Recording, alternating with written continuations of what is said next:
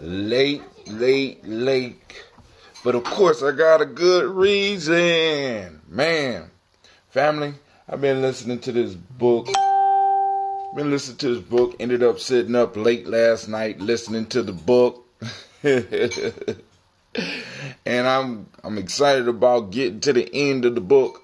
It's called The Ancient Nine by Ian Smith, a graduate of Harvard who was a black graduate of Harvard that was allowed into a secret society on that campus called the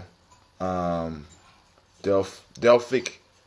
You know what I'm saying? And it has some very interesting ideas that I'm wrestling with, that I'm working with. And I woke up late, so I didn't have time really to do the toast. So I went over and I did the Divine Conversations. And it was a beautiful conversation. Those that got the black signal, which should be coming out in a couple of seconds, you will see the picture of some of the people that was gathered, and the room was nice. The vibe was good, and we was talking about the principle of Kuumba, creativity, and how we can use creativity to move our struggle forward, right? And it was a beautiful conversation, but I'm amped about getting back to the book. But of course, we got to give our due to who deserves our due. And of course, it's a little bit late. Usually I try not to do it after 12, but I believe that this was a good reason. It's a nice lazy Imani, and I do owe 7 push-ups because I did use the day of the week. Because, when you place a name on something, you take ownership of it. And one of the things we strive to do in Giame is we're taking ownership. We're taking ownership of the days of the week. We're taking ownership of the days of the week. Somebody's on the line, so obviously, somehow, I'm not on the line. I don't understand. Somebody there? So I don't understand. Somebody's on the line and I'm not there. So I don't know what's going on. Hopefully they can hear me. Can you hear me? Check 1. Nope. It's not doing anything. So let me go and make some changes here. I'm going to have to hang up the line and try to call back in. All right, cool. All right, cool. There you go. All right, somebody's waiting. Continue waiting on the line if you're still there. I'm going to cancel ending the call. I want to see what's going on first before I do that. My daughter's got the hair done, so of course they're going to try to show off and get everybody to see it.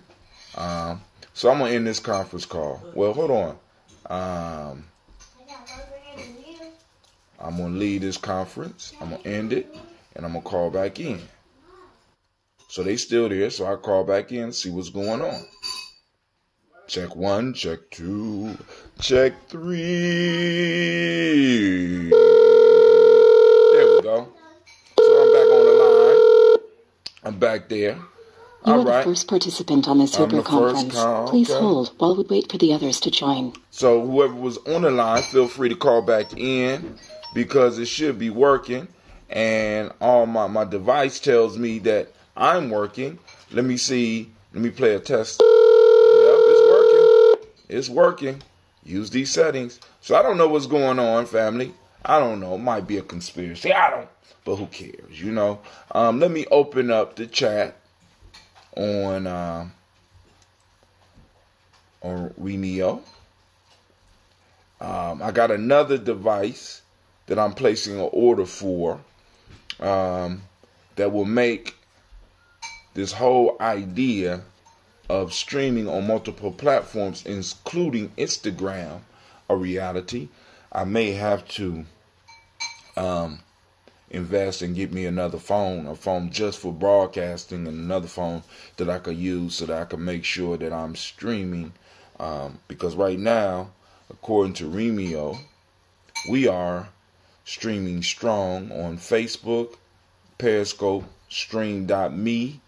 It's not showing anything for YouTube yet, so we're doing good. So, I'm opening up the lines for conversation. We could go into the Proverbs if anybody will feel like it. But of course, we got to go and do what we came here to do. First off, family, I want to welcome you to the Congregation of the Mighty. This is Imani Journey Media.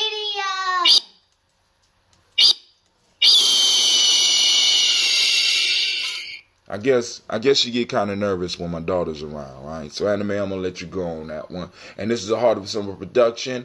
And right now, we are on a Daily Toast. Above your old paradigm. And it appears that you've been into your mama's perfume.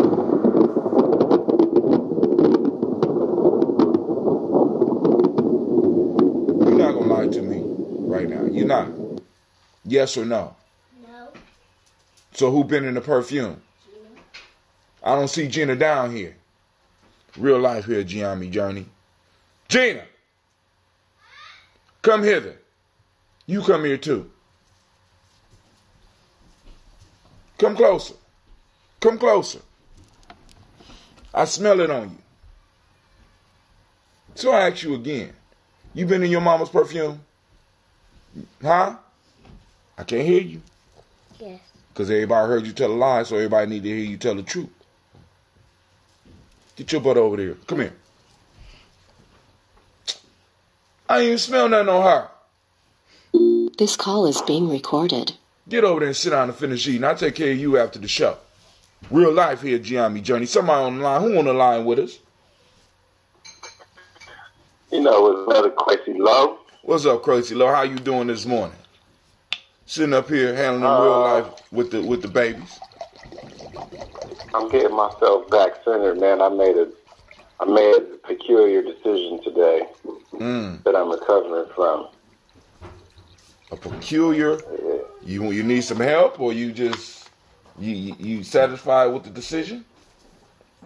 Nah, it's done now. I decided to go to church. Oh. It was an interesting church that I felt compelled to go to, and I went and instantly, I don't want to say regretted it, but something like regrets cousin. All right. What about the lesson? Baby mama or something. How about the lesson? How was the lesson? The lesson was good. The lesson was interesting. Like the little praise and worship section part had me a little bit like they be doing too much emotional stuff, and like my emotions don't work like that. Like I was getting like kind of upset, and people was it was getting under my skin, so I had to walk out for that part. So it did. But the message was. So it did get you. So it did move your emotions. It moved my emotions. It moved me to I needed some boxing gloves. I needed to get some frustration out. Like, but what I'm saying, for other people, maybe that's a release of frustration. But for me, it was the congregation of the frustration. Right. But the whole piece was to emote emotions, regardless of we think that a lot of times people want to emote just positive emotions, but sometimes those fighting emotions, you know what I'm saying? Those fighting emotions is what you want to release. Now, maybe that wasn't what the goal was, but they did touch your emotions in a certain way, so it worked. You know what I'm saying? We got to when we get into these systems, we got to understand the reasons beyond those things. So the praise and worship is to move the emotions, to get people ready to receive the message. It'll and for you, the warrior dance, you know what I'm saying, is an emotional thing. It prepares you for battle, which you did go out and you had to go and take a break and come back in, and you was able and to receive whatever the teacher had for you. So I'm quite sure they don't want to be having a fight club up in church, but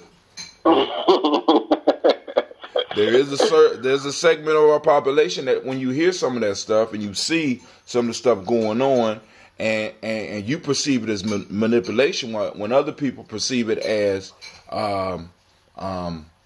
liberation.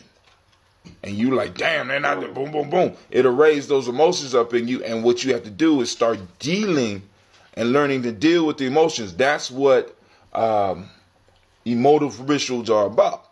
They're going to bring out different emotions in different people, and different people have to deal with them in a different way. You probably wasn't the only one that had to get up and walk out. You know what I'm saying? Some people were just too embarrassed. You know what I'm saying? You still got the roughness about you. So you haven't mastered the unnecessary skill for us, but a necessary skill in this society to mask how you feel. So some people might have felt like you felt, but didn't have the courage to get up and walk out because I'm concerned about how everybody will look at me. You understand what I'm saying? So it did work. Shouts out to Miss Deanna Wilkinson. Thank you for joining us. So, like I said, man, so, what was the message? He was talking about Shadrach, Meshach, and Abednego. I don't know if I said it right. The three dudes that got through in the fire, and he was basically talking about like walking in your purpose, and it was pretty interesting actually because I mean you know how we tend to look at things and abstract. We have trained ourselves to abstract different made purpose, or even try to find connections with people and maybe a different way of, but still having the same underlying thing. What I was doing, that was kind of what my focus was. Ultimately talking about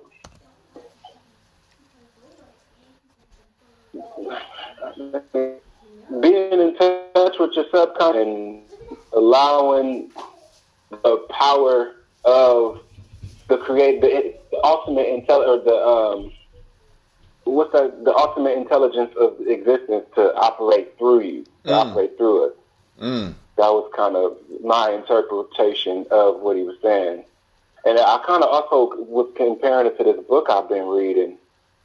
It was talking about how a lot of people have kind of been manipulated by these systems, and have the very systems that are supposed to be teaching people how to utilize that power are teaching people how to be controlled by everything but that power, and I kind of wrestle with that. I don't know, I guess I'm talking more about my interpretation than the message, but yeah, I think the message was about... Well, the message was for you.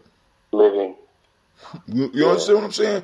Every time for example, when I watch a movie, the movie is specifically for me. You understand what I'm saying? So it's a message specifically for me. When I go and I listen to a pastor, I take it as the message is specifically for me. You're taking ownership. In a sense, you're practicing what he's talking about, having a purpose. You went to church on purpose. It wasn't an accidental thing. You made a conscious decision to be somewhere that you know that in some form or fashion you might feel uncomfortable. And that's what having a purpose is all about. And that's what a lot of us got to understand. See, purpose isn't something that you stumble into. You know what I'm saying? You can stumble upon your purpose. But once you start your purpose, it has to be a driven, for lack of a better term, purposeful movement. You know what I'm saying? So you are on a certain journey. You haven't necessarily decided to put a label on it as of yet, but you are on a specific journey, and I'm hoping that you're taking notes about your journey, because one day, because we are the present day legends, you know what I'm saying? We are the legends in action, so we need to be able to leave the following generations a blueprint of what we went through, so that if they want to mythologize what we're going through, they will have very little problem in doing so.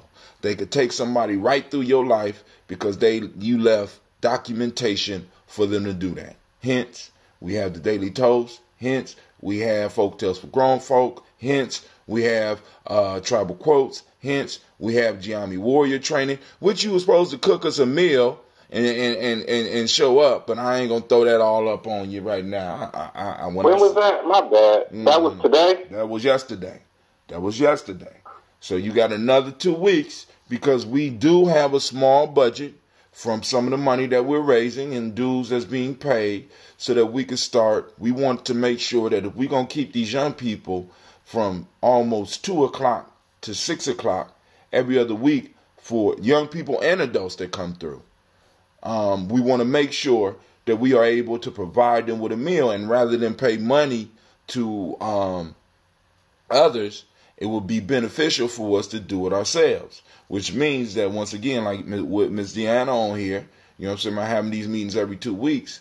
They have order forms, so I'm going to have to go and start making sure that we at least have salad that we have made. And I would love for the food to be prepared by someone in our village, somebody in our tribe, using some of the foods that we could put our hands on, and maybe even doing a class on for our young people, being able to take very little and make a lot.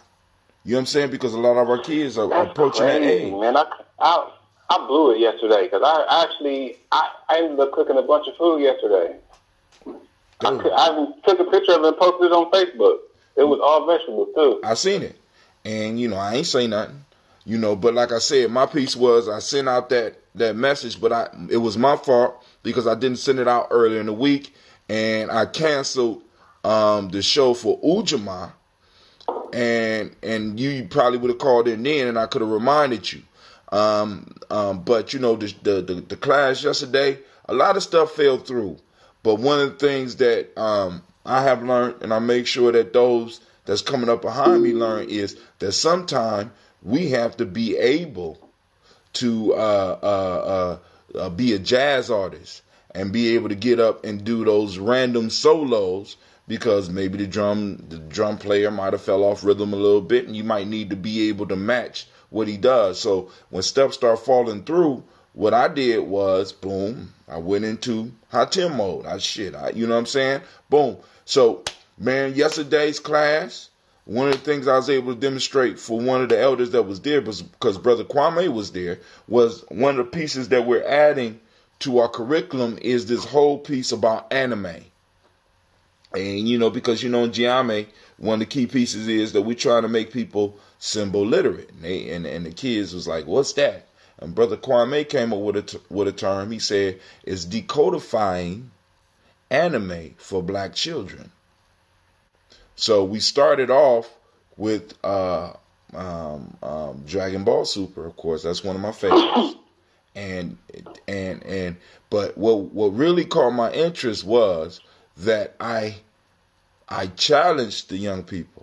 I said, Brother Kwame is not familiar with Dragon Ball Super. Can y'all walk him through Dragon Ball Super? They said, well, you want us to start? You want us to start at Dragon Ball? You want us to start at Dragon Ball Z Kai or Dragon Ball GT? Or you want us to go just into Dragon Ball Super?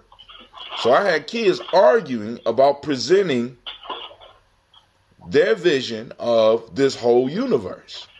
And they did a pretty good job. And the piece is, how do we translate that information and plug them into what we are doing?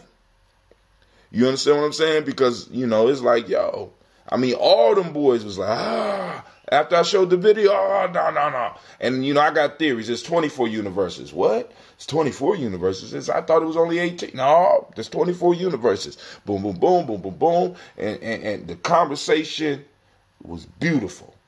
And then being able to take that as an adult and plugging it back in to what they need to know as far as Giami and what they need to know as black young men and young women in America is our task. You know what I'm saying? But somebody else entered on the line. What's going on? Join the conversation. Welcome to the congregation of the mighty. Who that? Greetings, Brother Fred. What's up, Brother Fred? So, we kind of starting off at a fast pace this morning, because Quasi shared where he went. And I want to remind everybody, I want to say great Imani to everybody.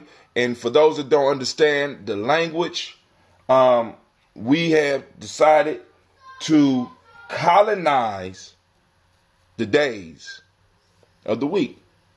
You know what I'm saying? We taking them back. Because once you name something, you own it. And so one of the challenges we have is to start taking ownership of stuff. And another piece that we're going to be working on at the Warrior Training is getting our kids not only hyped about the anime and the stories, because it's nothing but legends and myths, is going and mythologizing, developing our own myth, of course starting with the story of G, and building up to where we are now. Getting our kids, creating our own universe, our own, in a sense, our own symbols.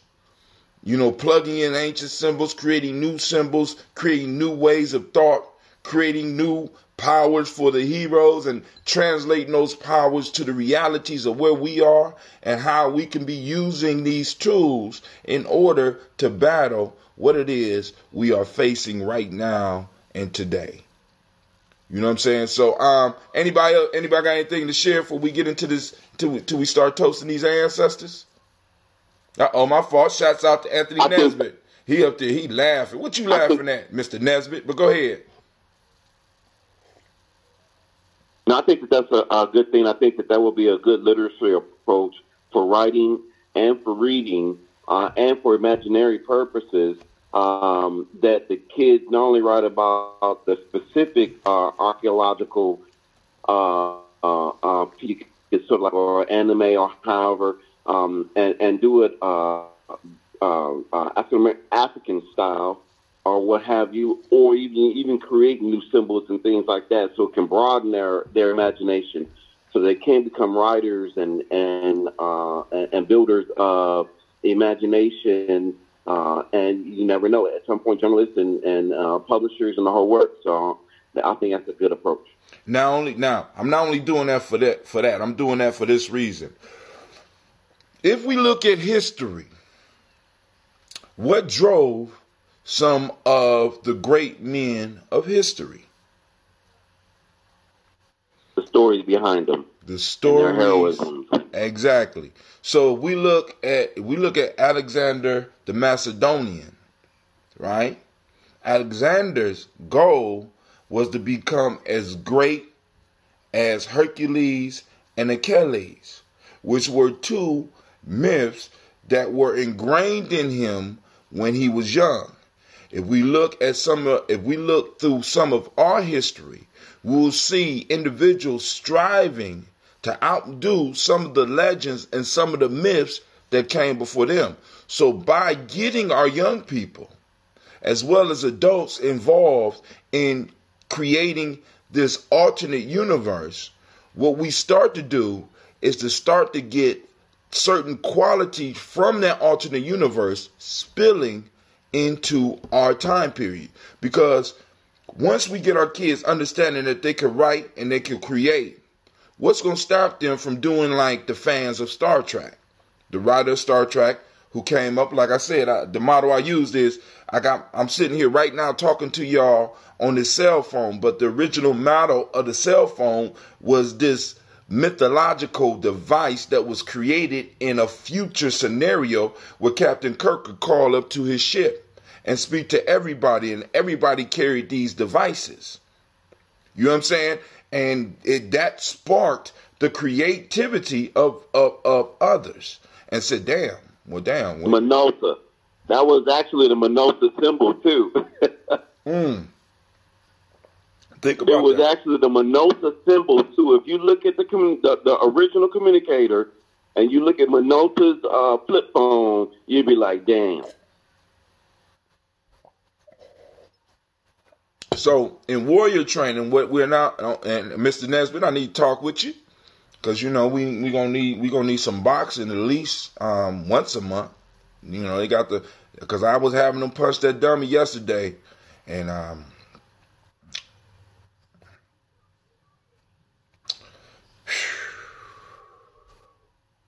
family, I'm just saying, we got to get some combat up in this, because boy, hey, for a group of individuals that be talking all this smack, man, a lot of these, hey, I'm just saying we got some work to do.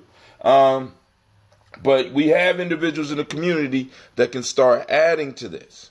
You know what I'm saying? Because it's like, yo, if you just look at the stories that's being fed to our kids. And a lot of them are enjoying being involved in those universes. We give them an opportunity to start creating their own future. It starts in the mind. And we start our young people writing it, letting them know how great they are, and being able to translate some of the stuff that they're getting, some of the junk that they're getting, in a respectful way, and finding ways to pull out the lessons or even making the connections back to us. Because when you look at a lot of this anime, you start noticing a lot of our symbolism is up in there. We see a lot of our principles that's up in there. Wise. You say who? That's a format for career tech education in schools. It is definitely the form of entrepreneurship and imagination that can go from the thought all the way to the product as well. So exactly, I'm like right there with you on that. So, you know, and so then now we got Quasi, who I'm trying to push into preparing that food so that they could go on and have a real, you know, we had to do subs yesterday. And thank God we had enough money. I mean, thank God we got a small budget where we're able to do that. You know what I'm saying? And then we had another opportunity that popped up during the warrior training where the young people was able to get out there and in a sense raise a little bit of money so that we will be able to pay for meals in the future. I mean, it's turning on itself as we create and as we move forward. Is turning and is growing into something that is alive and beautiful. This is why I'm late, because like I said, another thing that I'm trying to also create. Shouts out to Al Marley for sharing. You know what I'm saying? Those that are on Facebook, you could share. You can also join the conversation. It's 614-556-4535. Right now we're having open talk. I'm talking about the warrior training, and you know, that's something that could be duplicated in different places. So if you're in different places or you're doing, I mean, because that's why we stick with the term tribe, right? Because as a tribe, you know what I'm saying? We could do more. And a tribe, it could be 100. We got enough. There's enough room in Columbus to have 100 to 1,000 tribes. You know what I'm saying? Just like in the body, you got the tribe of the eyes. You got the tribe of the nose. You got the tribe of the lungs. You got the tribe. I mean, the whole body is a conglomerate of tribes that's working together to form a universe or a nation of you. You know what I'm saying? And we have to understand that we might not understand everything that everybody is doing, but we have to be sure that they are all working towards not only our survival, but our ability to thrive. You understand? Because I mean, it's deeper than just bringing young people together and bringing older people together. It's deeper than just us coming and mentally masturbating. And let me demonstrate how smart I am. We got to give our young people to shine, the ability to shine where they are. Because once they really start looking into it and you start asking them questions and you allow them to become authorities of what they know, then you challenge them to move deeper into the study or whatever they're talking about, because when you ask questions that they can't answer, you know what I'm saying? Or you're like, boom, okay, why 24 universes rather than 18? Because Kwame brought up a point, and he kind of left it veiled for him. He said, it's interesting that they had 24 universes in Dragon Ball Super. It's interesting. Huh, 24? You say? And there's 24 heads of the 24 universes. And each one of those heads have an angel. And out of all those universes was created by one little funny looking dude by the name of Zeno. And so it's just mind boggling. And you'll have people that will get on the internet and argue about their theories about this stuff. And my question is, you know what I'm saying? Where's this happening for us? Where's this happening for our youth? You know what I'm saying? Do we have the space on the medias that we're creating? And one of the things that I'm gonna strive to get these kids to do, or these young people, these children to do, as well as some of the old people like myself who like anime, is to get on and start having format or having round tables where we discuss that stuff on a live platform like I'm doing exactly right here, right now, to see how many young people out there, how many old people out there might be comic book heads, might want to discuss, you know what I'm saying, what does Captain America mean to us? What does Superman mean to us? What does The Flash mean to us? What does this whole comic book piece mean to us historically? And what can we do with these characters? How can we discuss these characters in getting us up out of this situation that we are in? Because regardless of whether we want to deal with this or not, this is the mythology of the time, and it's the mythology that moves people forward. It's the stories that move people forward, not the facts. You lose our kids when we be coming with these goddamn facts, and that's it. We're the story behind the facts. How did you discover it? How did you pull out these secrets? What is the story behind it? Get me, you know what I'm saying? Get me excited about you coming in and talk, rather than you just sitting around here just trying to prove that you know some shit. Where's the story? That segue, I used to do a lot of that in my classroom. Yeah. But I do want to say this. I did a lot of that in my classroom.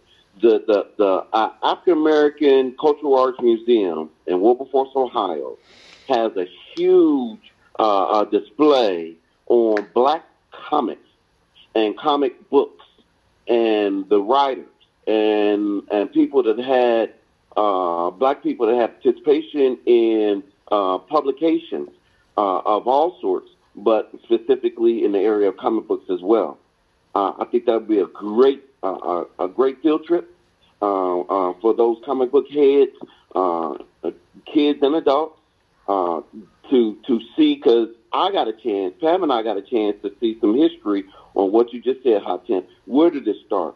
Who wanted to make sure the blacks were in media and was in comic strips and everything like that? And we got a chance to get a lot of those answers right there in the Cultural Arts Museum there in Wilberforce, Ohio.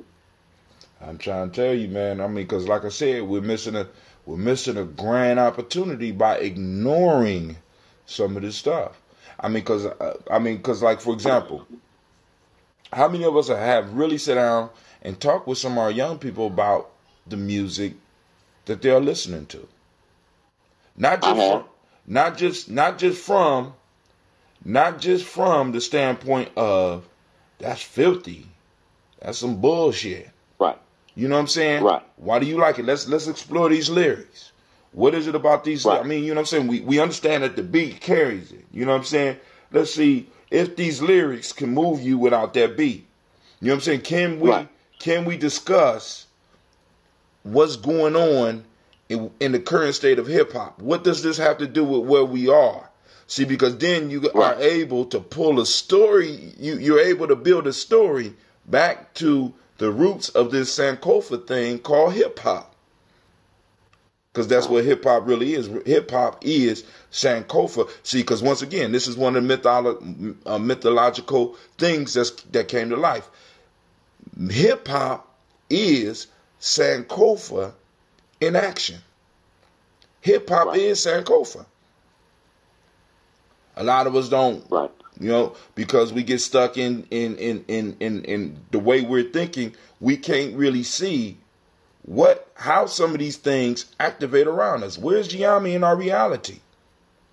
You know what I'm saying? Where's Aquabin in our realities? Where's Sankofa in our realities? Where's Umoja in our reality? Where's Kuji Chagalia? This is what I'm saying. We have to begin to claim our portion of this universe and start expanding it and start taking over and colonizing some of the stuff that is being used against us. Period. Mm. Mm. Because we don't. I mean, because a lot of times we think we got to start from scratch. I want you to just think about this. If you never watched Dragon Ball and you go and watch it, or you watch Young Justice, or you watch any of these things that these young people are watching, can you pull out some of the principles in those? Can you connect one of the shows to any one of the principles? Can you extract? Oh yes. Can you extract culture out of there?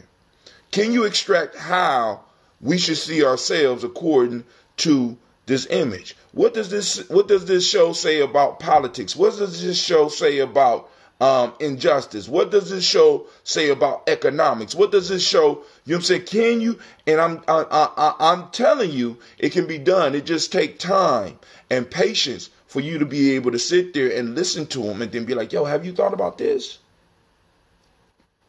Hell, and definitely you could plug it into the spirituality of life, spirituality. You know what I'm saying? But my spirituality is a little bit different than everybody else's. I don't want to hog it up no more. Go ahead, Mr. Cox, Brother Kwame, if you have something else to say, by all means share. Family, the lines are open, 614-556-4535, so we can jump off this conversation. I ain't even do the drink song yet. Drink your water. Drink, drink, drink, drink, drink your water. Take your breath and drink your water. Lift your glass and drink your water. Drink your water. Go ahead. I'll segue into, I used to do a lot of that when it came to writing in my class, because I wanted the kids to open up the work done that I had assigned for them. And I knew that the only way that I could do that is that I get them to let me into their world. So I used to do, I used to play Tupac, and we used to break down the lyrics all the way, whether or not you liked them or not, or whatever, and then we start talking about other lyrics and things like that. And we got into content, we got into reflection, we got into thought, we got into purviews and everything like that. And so then we got into the understanding of submitting your opinions and submitting facts, and be able to appreciate other people's opinions and so forth and so on. So we created a culture in that. And then once that was created, then we were able to do a number of different things, because now all the assignments weren't my assignments, it was theirs. It was something that they wanted to accomplish. So yeah, man, I've gotten into their worlds, but I found out the only way to get in them kids' worlds is that you open up yourself wide enough open to allow them to let you into their world. And then you get in their world and you don't judge their world, but you just start throwing out some perspectives. Then they want to know more about your perspectives, because then they can build upon that. And I've seen a lot of kids grow just in them allowing you to be in their world, because then you can allow them to be in your world, and they'd be willing to be in your world, and everybody can grow. All right. So we have a teacher up in here that's saying that he's used these methods in family. I'm trying to tell you. Because like I said, we want to move them. We got to tell a story of their moving. Because listen, the first thing that I felt, the first thing that really got me into comic books and which eventually pushed me over to where I am now, is that I was held back in first grade. My mom refused to let me move any farther because she felt that I could not read. Now, I might have been able to pick up a few words, but she wasn't satisfied with the level of reading I was. And at first, I was heartbroken. But now I have to, I give praise to that woman, because she didn't allow nobody to tell her any different. Regardless of how family felt, regardless of how everybody felt, she's a Leo. She gonna do her thing, and she decided to hold me back. And one of the ways I improved my reading was with comic books. And what that opened up for me was a whole nother world. One, a world of vocabulary. Two, a world of putting stories together and being able to follow the pictures and read. And three, it plugged me in with other kids that was my same age reading the same. We would get together to talk about these comic books and debate why my favorite hero at the time, which was Vision, why my favorite hero will beat all theirs.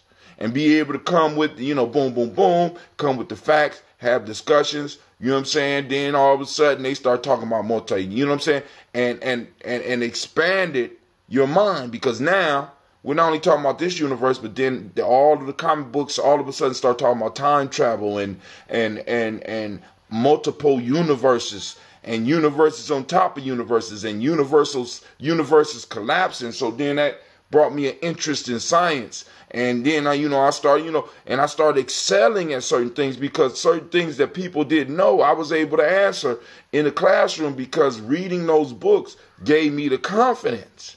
Now, do we have stuff out there like that for our young people? And yes, we do. Black Sans Comics, which I do support on Patreon, you know what I'm saying, every month does a very good comic that's based on Kemet and Nubia.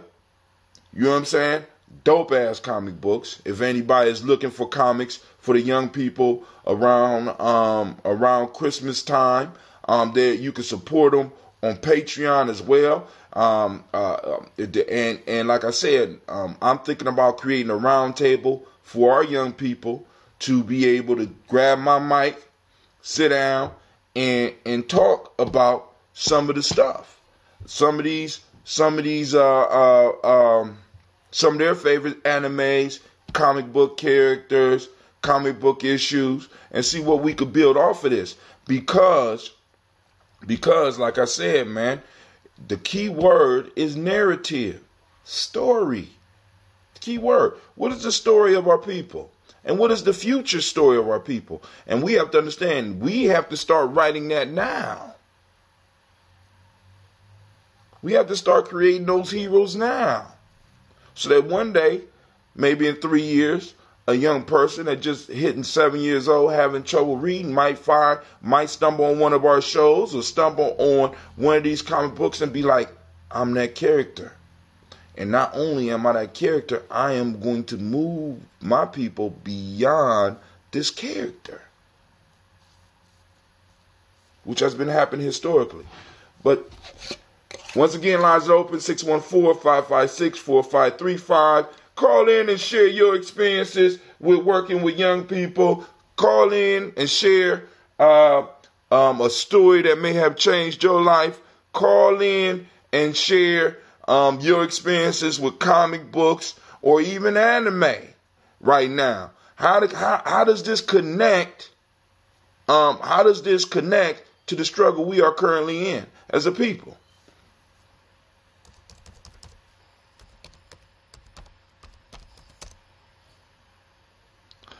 Quasi, you still online? I'm here. All right. Now let me tell y'all this. Now one of the things we did with Giame is we started with our own myth. So when I started Giame, I made a myth with Giame. Do you know that myth, Quasi? Yes, sir. What's that myth? What is that? Trials of G. Now, so this is going to be one of the challenges for all the young people coming into Giame and all the older people, because I tell every last one of them, in order for you to make it to certain levels, one of the first things you have to be able to do is write a book. You got to become an author, a creator of something. So one of the pieces I'm going to challenge my young people is we already got one mythic hero. What's to stop us from creating a whole universe around that mythic hero? Hell, if I'm correct, in Giame, there's a mythic people. Am I right about that, Quasi? No doubt. I mean, yeah, it's plenty of parallels. I mean, just across G's journey, he met other mythical civilizations and different people, and even mythical figures, he actually met the Phoenix. You know what I mean? So it's definitely. It's a lot there. And the entire universe. And the young people love it. I had a young boy going to a sweat lodge. It was Dalen, as a matter of fact. Dalen came out the sweat lodge. He was like, brother, I saw G in the sweat lodge. I said, what? I saw G in the sweat lodge. I said, wow.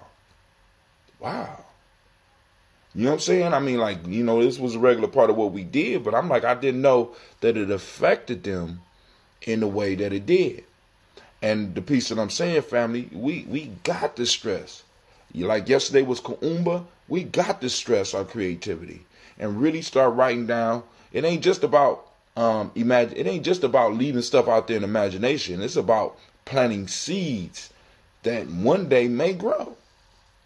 But before we go any further, family, we need to do this toast because people tuning in for the toast. Of those who have ancestors that they want me to post up on the toast, by all means, feel free to type them in. I get the chat from a majority of the things on Restream. I am on Spreaker. You can type them in that way, and I will add them to our list. I just have to get my girls to come down here and find my pen because they always move my pens around. But for those that don't know, the Daily Toast is a show that usually happens earlier in the day, and every day we take time to salute our ancestors, our personal ancestors, right? So what we toasting on today is when I put this brew together, I had some autumn apples, and I love autumn apples, man. These apples only come out during this time of year, and I mixed them with a little ginger, and I put them in there. They've been soaking for about 24 hours, and man, we about to sip on it. I'm gonna let y'all know how it's doing, because I'm gonna cheat. I took a little bit last night, just a sip, and it had already, within 24 hours, it had already started taking on the fragrance of the apples and the ginger, and because the bacteria and the yeast in this product is consuming the sugars, and when they consume the sugars, they kind of transform into that thing, which makes it a little bit more powerful. So what I'm drinking is called ambrosia. For those that's into myth, check out what ambrosia is. I'm not fucking around with this. So we're going to toast these ancestors. We're going to get this out the way so we can continue with the conversations. I want to send shots out to WBR.FM or WBRFM. They just sent me, you should apply to WRFM.com. We are presenters. We are after presenters. Just join us.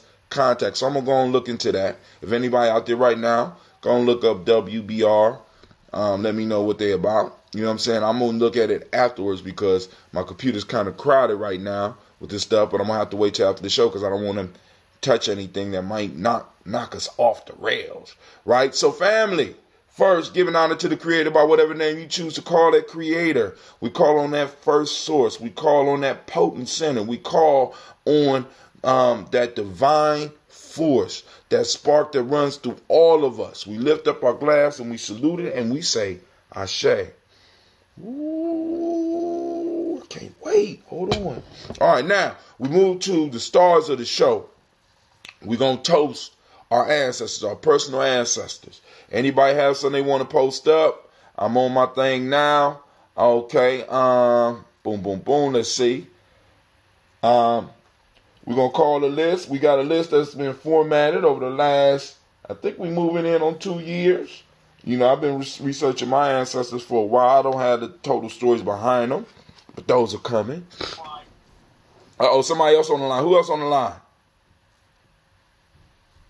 All right, here we go. Miles Brown, Ms. Ann, Robert and Texana Davis, Herman Brown Sr., Rosalie Tilly, Georgia William Walter, Chris and Fanny Gasson, Eileen, Uncle Chris, Finn, Cleveland and Geneva Brown, Margaret Ellis, Wash Ellis, Cecil Ellis, Alvaro Brown, Gina Gaines, Herman Brown II, Barbara Twiggs, Wash Ellis Jr., Katie Ellis, Nikki Ellis, Jamon Jones, Jeremiah Tappan, John Fallard, Montague Pittman L, Nomo X, Sapet Ma'ara, Malika Fakur, Dr. Marianne Williams, Kojo Kamal, Elder Farmer, Elder Millie Dixon, Tony Clark, Pastor Yusuf Weston, Elder Argini, Elder Ron Coleman, Elder Robert Donaldson, Alfred Brofro, Hector Jr., Jay Edwards, Carlisle Harris, Grace Lundy, Inez Harris, William Bill Moss, Phyllis Rose, Sterling and Lucy Wright, Derek L. Pulliam, the Luxter brother, Miss Eda Brooks Crawley, Miss Marie Nelson, Mr. Frederick Crawley Sr., Miss Jerry Brunson, Mr. Alonzo Johnson, Miss Marie McDowell, Janice Foster, Charles Jordan, Kel Smith, Walter Smith, Richard Triggs, Francis Johnson, Mary Franklin, Jimmy Williams, Daniel Ford, George Gibson, Nana Loretta Clark, Inez McCrae, Fritz Clark, Frankie Justice, Katie Justice, Derek Renderman, Virginia Rogers, Reverend James Smith, Louis Henderson, Calvin Spratling, Mary Elizabeth Walker, Raymond Walker Sr., Sarah Jane Carter, Michael Ford Jr., Carolyn D. Russell, Susie B. Smith, Teresa Clay, Melvin Dale Hodge Jr., Herman Copeland, Mildred Copeland, Jenny Clay, Bird Beatty, Sarah Weller, Be the Farmer, Ago Susu, Cheryl Harvey, Aunt Charmaine, Aunt Evelyn, Theodis Hasbury, Harvey Hasbury Sr., Linda Dickinson, T.C. Islam, Terrell Dunbar, William Thomas, Sarah Berry, Mark Walsh, Merle B. Thornton, Pearl G. Thornton, Nadia Johnson, Florence M. Carter, Joanne Thornton, Erica Tricia Lewis, Juanita Wright, Robert Wright, George Wright, Mary Eliza Frederick Davis, Mary Elizabeth Rogers, Mary Esther Keechler Reese, Linda Watson Hammonds, Jarrell Giles Watson, Sparrow, Slimmy, Selvin Lewis, Andrew Holmes, Pearl Moore, Percy Moore Jr., Mitchell Owens, Booker T. Bowden, Charlie Hunt, Sammy Stover, Hilda Pearson, Sturgeon Thornton, Richard Thornton, Lavina Hall, Freeman Bankster, Mae Marsafield, Peacock, Willie Thornton, Napoleon Kempty, Mark Ramsey, Paul Ramsey, Matt Ramsey, David Ramsey, Charles E. Thornton, Frankie Quells, Urania Thornton, Bernice Quells, Ernestine Jackson, Frankie Johnson, Teresa Mormon, Leon Johnson, Charles Bell, Vivian Ramsey, S.C. Johnson, W. Johnson, Leon Johnson, James W.S. Sr., James Parham, Dana Jones, Henry World, James Farmer, Mary Chavez, Leon Grace, Bessie Johnson, Hattie Levester, Mary Moreland, Paul Moreland, Elder Caleb, Rosemary Martineer, Elder Amatep Wellman, Fred Douglas Triggs Sr., Thelma Triggs, Thomas and Lula Berry, Lacey and Eleanor Howe, Frank Russell and Davis, Fred Douglas Triggs II, Pina Triggs, Reverend Eddie Moore, Helen Fuller, Eugene Jackson Sr., Richard Ellis, Silas Alexander, Charles Maxwell, Percy May Alexander, Arthur Reynolds, Daniel Lockhart, Ricky Lockhart, William Lockhart, Woodrow Lockhart, Brenda Porter, Deacon Hargrove, Carla Sawyer, Andrew Parker, Doris Donald, Ellis Murphy, DeFriedis Hines, Inez Bostic, Edna Bostic, Winifred Scantleberry, Wilson Hadley, Phyllis Lee, Eugene Spratling, Calvin Spratling, Charles Lee Wooden, Penny Brown, Roy Lee Printup Jr., Miriam Johnson, Wilbur Longmire, Edith Catney, Janice Carter, Michael Carter, Leon Pina Carter, Margaret Carter, William Carter, Lisa Jordan, Charles Lee Mosley, Dorothy R. Blair, Florence Evans, Pamela Blair, Ransom Evans Sr., Sam Evans Sr., Nalon Blair Sr., Edward Stevens, Sue Ann Stevens, Joe Davis, Timothy Butler, Gene Holmes, Dana Jones, Peter Charles, Christy Nichols, Cardinal Robinson, Rosemary Charles, Ada Pearl, Bob Ingalls, Jack Wallace, Warren M. Finch, Warren P. Finch, Tim Ingalls, Audrey Finch, William Billingsley Jr., Jennifer Sensenbaugh, Hazel Gasson, Jerry Brantley, Brian Watson Jr., Kaniko Parsons, Jason Cathy,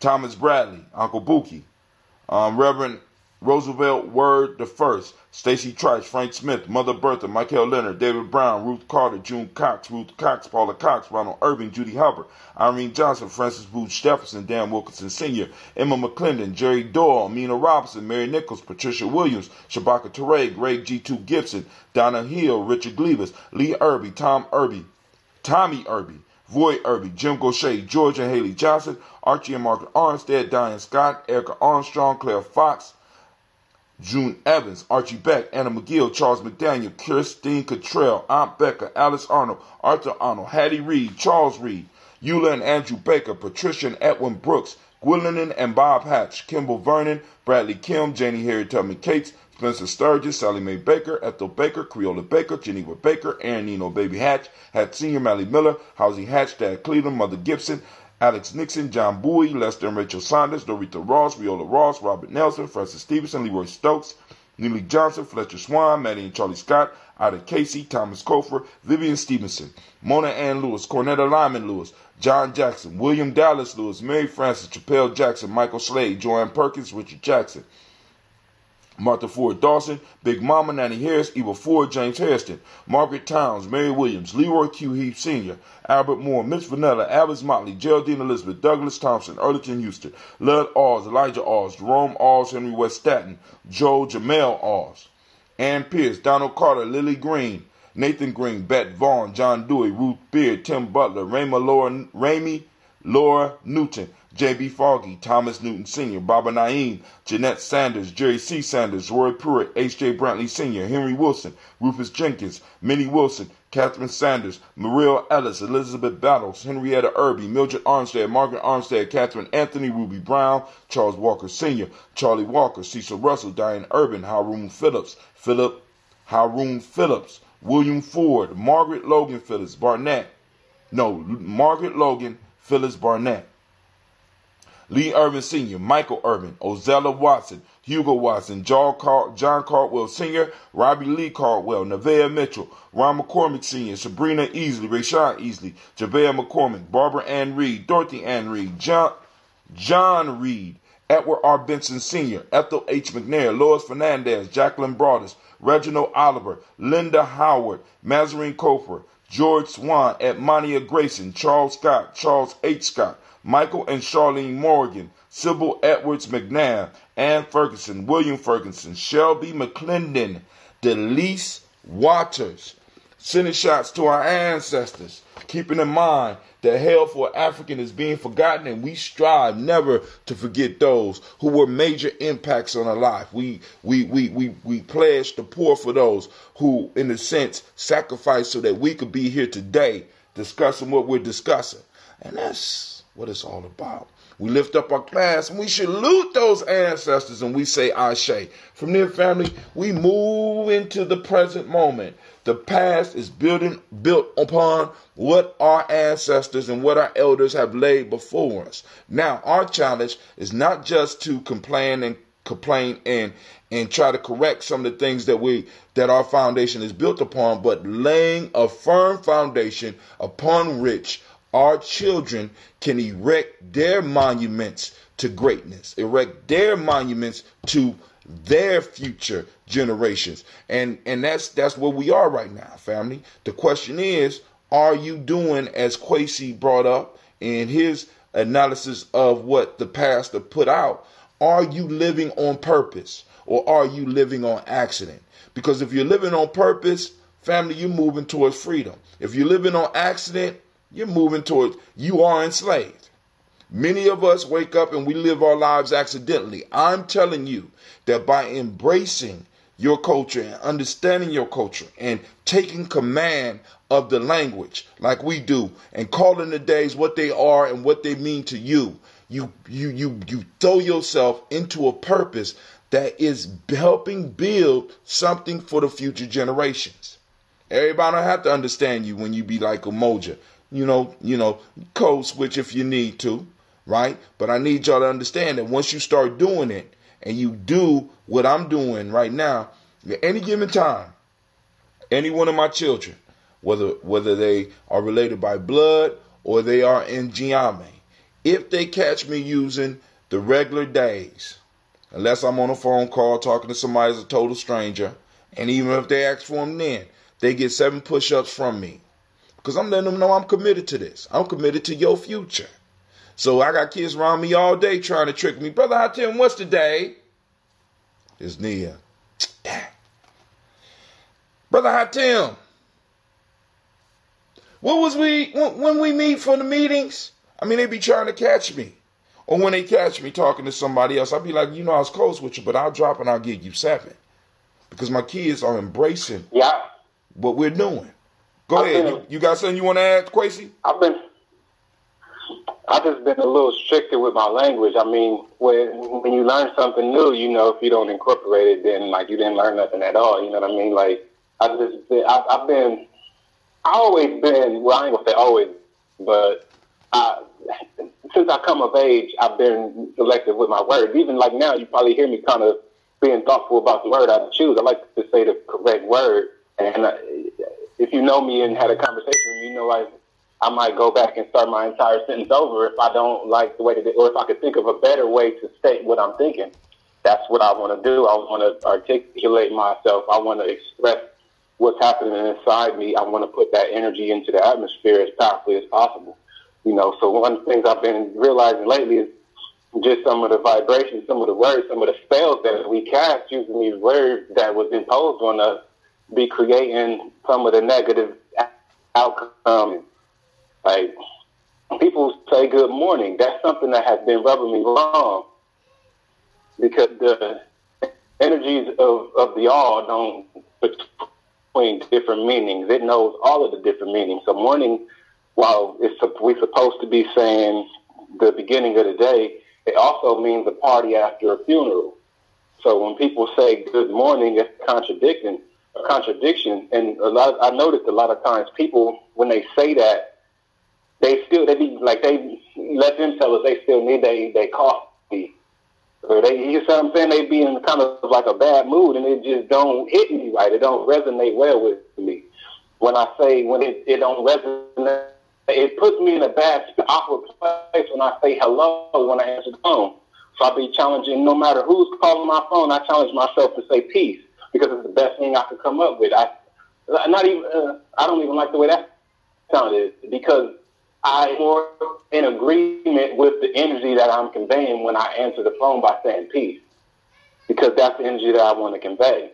Even for myself, I know that I need to work on my peaceful nature. I know a lot of times I could be a little more hostile than I think is appropriate. I could be a little more edgy than I want to be. That I think my spirit is capable of a lot more peace than I think a lot of time I portray. And I think the words that I use have, even if just a 1% effect, those little 1%, if I can find a bunch of different areas where I'm a 1% affecting myself, then I can make a significant change. So just the greetings and things of that nature that we say repetitively is one of the areas where I'm challenging myself to speak in ways that feel good to my spirit, that allow me to just continue a harmonious type of vibe throughout my day. And that's, just kind of adding on to what you were saying about the days. That's just my contribution for myself. So we lift up our glass for the present moment. Right now, the present moment we are on Imani family. We are in Imani. So I'm challenging you to activate your reticular formation and find where faith is active in our community, where faith is active in your life. Take pictures of it, post it up. You can post it up on Gianni Journey if you don't want to post it up on your timeline. You know what I'm saying? But we need to start demonstrating and showing where these principles are active in our lives so we can start making this thing real. If we have an innate ability as human beings to seek out what it is that we need, or to focus on what we're hunting, I'm challenging you on this day to find where faith is. So on this day, Imani, this is also the day of the modic principle of harmony. For the M7, which is basically a translation for the Nguza Shaba, for a different reason. The word of the day is trust. The color is red. I got a little red right here. You know what I'm saying? But, you know what I'm saying? I didn't put on my red shirt because, like I said, I came in from the divine conversation. I wanted to jump on here with y'all. The Hermetic law today is gender. If you have never studied the Hermetic laws, go and check that out. Also, male energy today. The male name of individuals born on this day is Kwesi. Female name is Akasua. Right? So shout out, Kwesi. This is your day today, my friend. So we lift up our glass and we salute and we say, Ashe. From there, we move to our future generations, right? Everything that we're working towards. So we toasting them in advance. You know what I'm saying? We toasting them and to acknowledge our responsibility and laying a foundation upon which they can stand so they can pour for us. So we lift up our glass and we salute those unborn generations. We salute those young ones right now. We salute them on to infinity, and we lift up our glass and we say, Ashe. From their family, where do we go? We go to all of our relations, right? I'm lifting up my glass to all my relations. I'm saluting all my relations, and we say, Ashe. From there, this is where we get to the selfish part, because I got a lot of people around me working for everybody else. Family, I'm going to challenge you to lift up your glass and toast yourself. Toast and ask for what you need, because during this ritual, during this ceremony, however you want to look at it, every morning or every day, we're calling on the Creator and the ancestors. And I'm telling you, when we call, they come. So they're here. What is it that you need in your life? What roadblocks do you need help overcoming? Not just moved out your way, but overcome. You know what I'm saying? What wisdom do you need? You know what I'm saying? Let's get it in now. I'm holding up my glass for you because this is a real glass. This glass heavy as hell. So I need y'all to know. Go and get the toast in quick. All right? Get it? I had to switch hands. We say, Ashe. From there, where do we go? Family, the place that we go is, right now I want to toast the most powerful and the most beautiful being in the room. This is from me to you. I'm toasting the most powerful and beautiful being in the room that make these shows possible by y'all support and consistent effort to show up. I want to salute you, so we lift up our glass and we say Ashe. And with that, I wish you peace, power, and joy. And we say Ashe, Ashe, Ashe.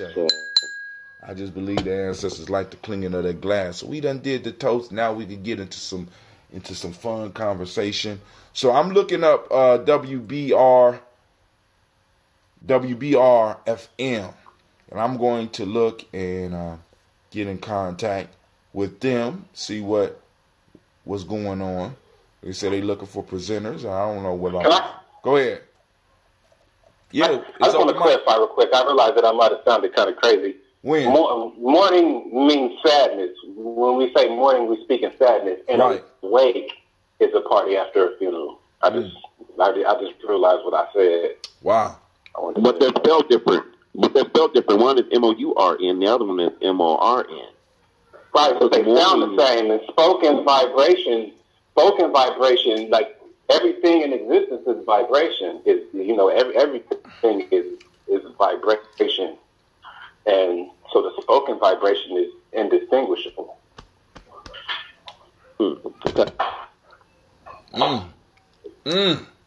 Family, I think I got a winner here. It is here. This is ambrosia. No, you know what?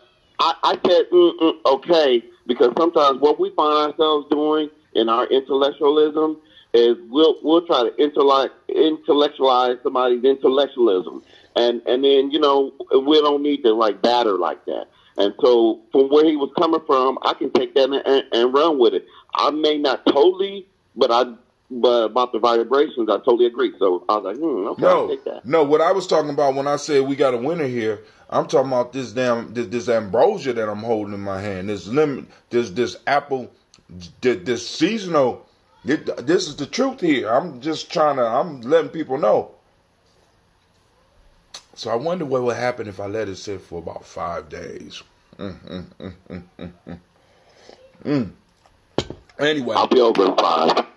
Well, if you come into the crib, you ain't got to wait no 5 days, because I sip on my stuff right away, and that's the way I want everybody to taste it, because the whole piece is, my goal is not only to be able to provide people with bottles, you know what I'm saying, but to also make sure that we have enough people in our community that's able to produce this. Because like I said, one of the things that I do understand about culture is that when you look into mythology, every culture got a staple, right? Something that they're able to create from the beginning to the end. And I'm like, for me, family, I'm looking pretty hard at this stuff that I'm brewing and the food that we growing, because you can't build a society that don't produce its own food. You can't. Any society that is totally subservient to other cultures, to other societies for their food imports, is not a sovereign country. You can't be talking sovereign shit if you ain't out here touching that soil and getting your food from your group. It don't exist. You understand what I'm saying? Unless you go straight out into nature and just live in nature with your family by yourself, it don't exist. So we got to come up with staples that are able to not only nourish us, but also that can provide a means of exchange between us, whether it's currency or whether it's actual things, other things of value that we could start exchanging, because that's the blood flow of a nation. We look at money as just money, but what money represents is the flow of life force in a country. That's what they're monitoring. When you're looking at the Dow Jones, you're looking at the blood pressure of the United States. When you look at the actual currency and how it's flowing, you're looking at the blood flow of the United States and the health of the United States. And when you look at every other country, you look at their stock market, you're looking at their blood pressure, and when you look at what's actually happening, you see the blood flow of their currency. Just trying to let somebody else joined us on the line. Who is that? And welcome to the congregation of the mighty. What's going on? It's all day, every day. Oh, Allende? Ashe. Is Ashe? I thought you said your name was Allende. Yeah, in there every day. Hey, friend still on the line? Yeah, what's up, brother? How you doing? Brother, man, I need to talk to you after we get off of here, man. I'm here. We should meet up and go over there and get us a bottle. Somebody keep on talking about they bottle. Yeah. I tell you over here, but I get a free bottle.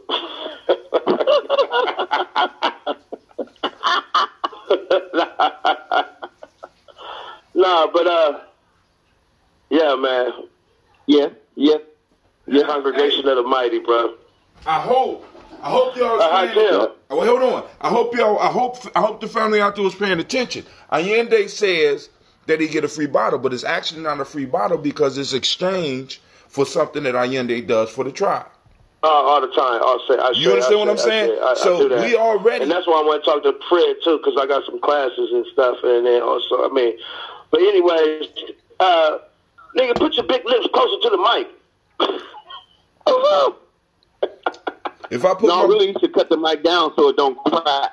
When I walk in there, you know how to do it. Pack up the piano and leave. Put a sock on that motherfucker. Scoot up so I can. Man, now thank you for letting me know, but I got to keep my lips a certain distance away. Comedy is part of the culture. You know what I'm saying? If I put my lips too close, I might break the phone. So I got to keep this expensive ass phone. No, you got to treat it like Dolores. Uh-oh. And replace the D with a C, my father.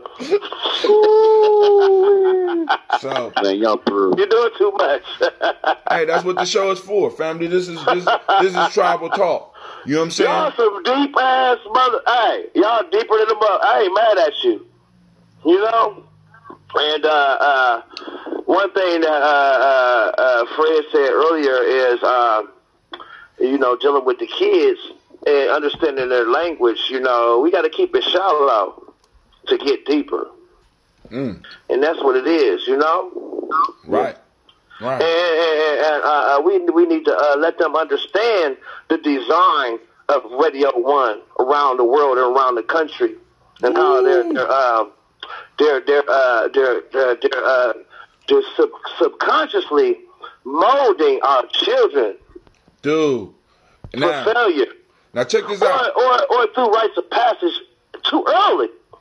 Oh, talking about pay for the pussy, pay for the pussy, pay all that bullshit, all that shit. When you have a healthy conversation and you make it appropriate, then therefore it's not taboo. It's just something that happens. It's just something that is.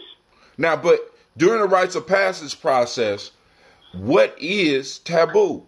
Because we're teaching individuals how to sustain the culture. During rites of passage for us, what is taboo is to take our kids out into the woods to lead their ass and tell them to find their ass back home. We don't have that land. That's what's taboo, and that's what should be. But for them to survive and for them to take a day or two or three or work together or whatever, we don't have this. But hold on, time out. That. I will kind of combat that because you're right. We don't have the land. What we do have is like Quasi. We have energy where some motherfuckers want to be directed in the right way to fuck some shit up. To display and to let this energy out in a way that will come back to us in a righteous way. Or an unrighteous way. I come in peace. Who? I know you will. I'm going to come with a peace. I'm going to come with a peacemaker. Nigga, I done found out with 3 motherfuckers about you and this whole fake peace shit. Go on with that. I ain't trying to hear that shit. Quincy talking about he come in peace. This nigga, listen. Quincy's ass is high strung than a motherfucker. Y'all gonna make me start sending kumbaya? I'll do it. That's how I met him. And he's real high strung and he's a thinker. He's a thinking man. So that's why he's very high strung. That's why I love him. Now, I know him. I love him. He's a high-strung motherfucker, and he know he is because he's confident in what he can do and his abilities. I understood him when I seen him. I was like, this man. When I met him, he was trying to fuck Kojo's ass the fuck up. We had to talk him down. I don't give a fuck who listening. well, yeah, we do have beef in our community, but we still love each other. Now, but check this out. Love.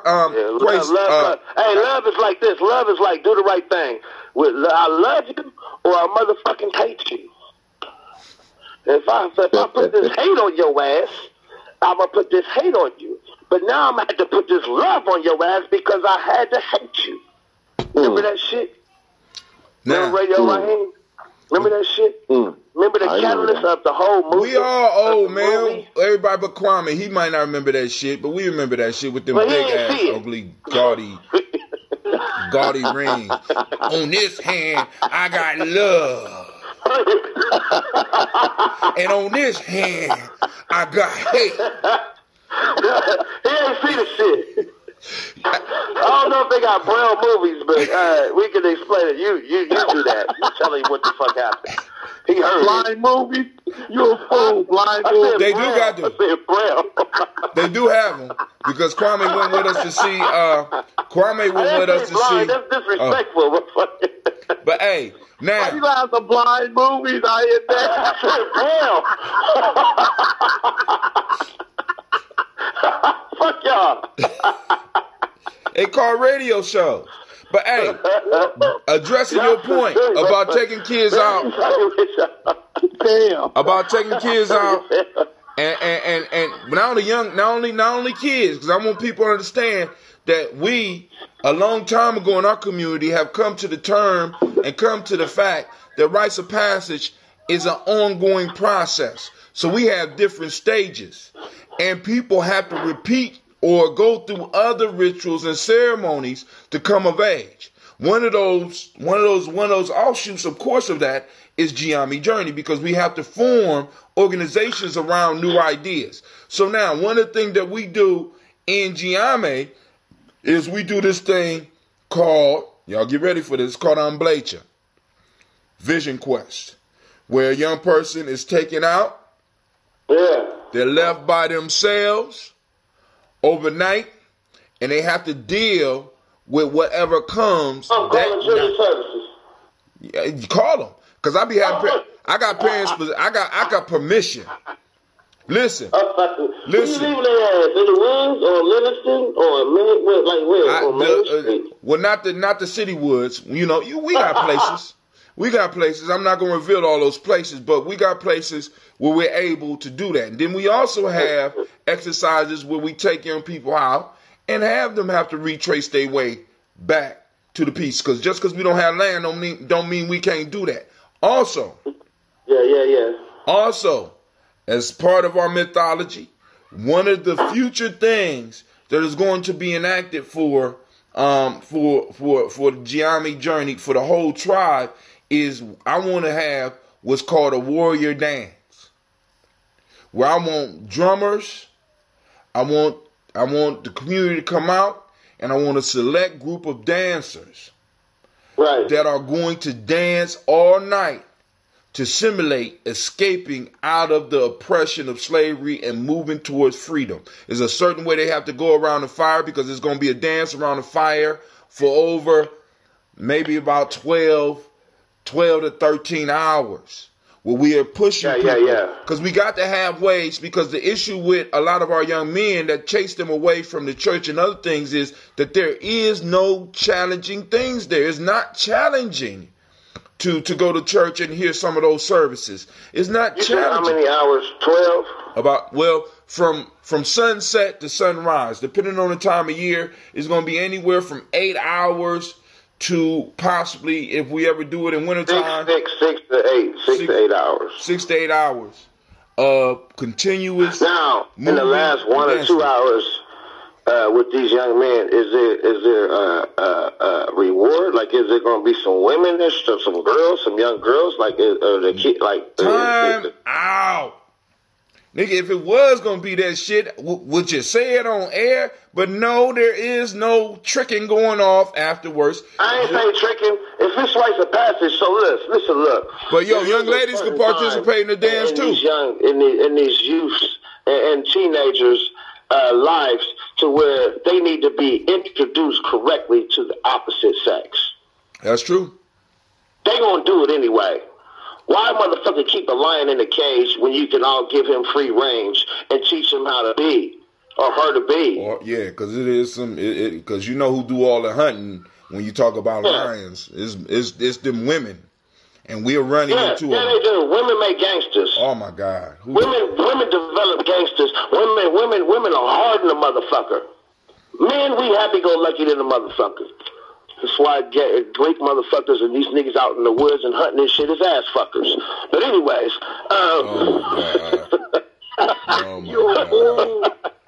that's just my theory. But anyways, if we can do something ritually like that, because I know certain rhythms. There is a rhythm. There's a rhythm for death and rebirth, and then there's also a rhythm for it was called indentured servitude, from where you have to pay a debt and then now you're free from it. Now, and there's always a reward. There's always a goal that you're working towards. Now, one of the rewards. Now, first off, what you got to understand is that a lot of young people that come to us have a different mind state. Just being able to participate in something that is respected and being able to push themselves is a reward, but also part of it is a whole community piece, because not only are they dancing, they're being seen dancing by the community that's going to be there, because this is why I'm trying to get the camp so people can understand it's a family thing, because I want people to look at this and be like, I'm going to do that shit next year. Right? Because I'm going to explain another part of it. Then also... So the terminology needs to be changed. Now, hold on. Not only that, but the musicians are going to play all night. Certain community members are going to be involved. And then on top of that, after they get done, we're going to have a community feast in all those that completed successfully in their honor. You know what I'm saying? Because the whole piece is 6 to 8 hours on your feet, moving and dancing and moving to the rhythm and doing all the stuff that you're supposed to do within that time period is exhausting. So our kids get to safely test their limits. See, and for men, a lot of times, and even some women, that is enough. You know what I'm saying? What is the reward for these motherfuckers to get out here and run 26 miles? There is no reward. It's the fact that you was able to do that shit. It's only exhausting when you stop, if you're doing it correctly. But now, and also, and here's a prime idea behind that. So with the amblacha, when I started to incorporate it, this was like a 5-year process, because I went through the amblacha myself. I don't know if Quasi was at the camp when I did the amblacha, but I went and I did an amblacha myself, and I purposely asked for them to make mines longer. It's crying for a vision. It's a vision quest. You cry for a vision, and I made mines longer than what I would allow the kids to do. So I went through mines, I suffered through mines, and I fasted 3 days before I actually did mine. So when I said, all right, now it's time for us to start doing it, the first person I tagged for it was Cleve. Cleve will be the first one to go out by himself. So I'm on for the community and for the tribe right now, I want y'all to see how serious I am about this. So they was watching Cleve the whole time. You know what I'm saying? Cleve gave up hope. He was crying and shit. You know what I'm saying? He wanted to do it, but then he didn't want to do it. And then it started getting chilly and it started raining. And he refused to put on a jacket because he said, I'm going to get wet all night anyway. And everybody like, oh, hot temper. I said, y'all stay away from me with that sad shit.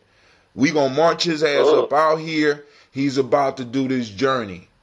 And he went out and he successfully did it. And what that did, that sparked 2 more that we had to set up a camp that wanted to go out themselves.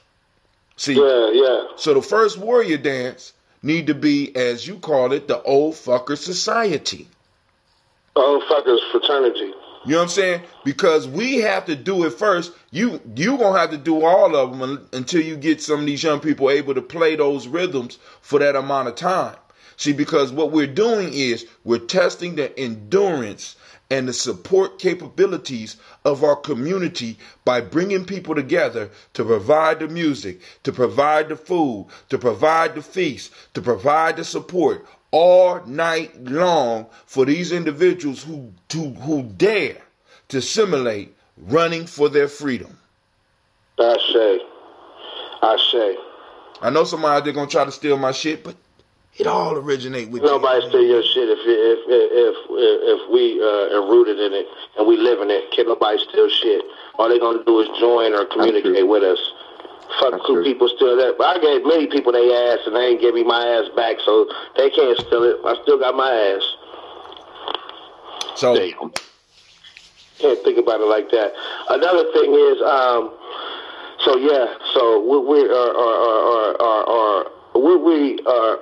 our goal is to become meditative and a trance type state to where we will endure, to where we finish the goal that we have to in our mind to accomplish. There you go. Hence the rhythm and Quasi. That's what praise and worship is for. It's supposed to get those emotions moving. They're not moving the right emotions in you. Not at all. You see what I'm saying? But we have to take, because what we got to understand that these worship services that we are going to are not modern things. If you go from one, they're not for men. No. That's there for these women. No, wait. I will challenge that. I will challenge that because at one point in time, you had a bunch of men that would go to church, but something happened where the masculinity in some of the rituals and some of the events were totally stripped out. And the only man that was able to be the only man that was able to be respected in that context was the pastor and Jesus. Which became problematic for a man, because I'm not gonna go somewhere with my woman and she is either you worship a motherfucker more than me. There you go. Just for women, all women. So, but the design of the service is not recent. The design of the service, regardless of where they go into with if you look at the order of the service and you go back and you look at ancient manuscripts and you look at ancient rituals, it's the exact same thing. All we got to do is throw some male energy up into those and use them for where we want the people to go. Because the whole idea of the church was to move the culture forward. But we got to realize that when we go to some of these worship services, I'll be right back. Hold on. We have to be aware that when we go to some of these worship services, whose culture is being moved forward by the service.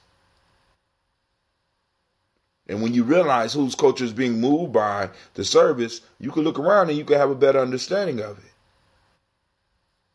Because right now, a lot of these church services are not meant or designed to move our culture forward. A lot of them don't even know that the religious aspect of a culture is to move and to rally up the protection and the maintenance of the culture. Religion, actually, you know what's crazy, when you really look at it? Culture is religion. We just got over here and we forgot it. Because if you look at you know how they say in ancient societies we didn't really have religions? Life was a religion, but there was rituals around that. There were music around that. The culture was this thing that we pulled out and we isolated and we put it in the church. And because people don't recognize that is an everyday thing, that's the culture, where you're supposed to bring your tribe together and celebrate your cultural heroes and celebrate the myths and remind yourself about the myths and allow the children to hear about the myths of the resurrection and the overcoming of the enemy and the slaying of the dragon. That is culture. But a lot of people got it fucked up. We was, we was Christians, we was Islam, boom, boom, boom, we was this before that. If it is not plugging into the culture, it is not who we are. This is how you know that our traditions, our spiritual traditions, were not religions, but the culture. Right? This is how you know. Because we never proselytized.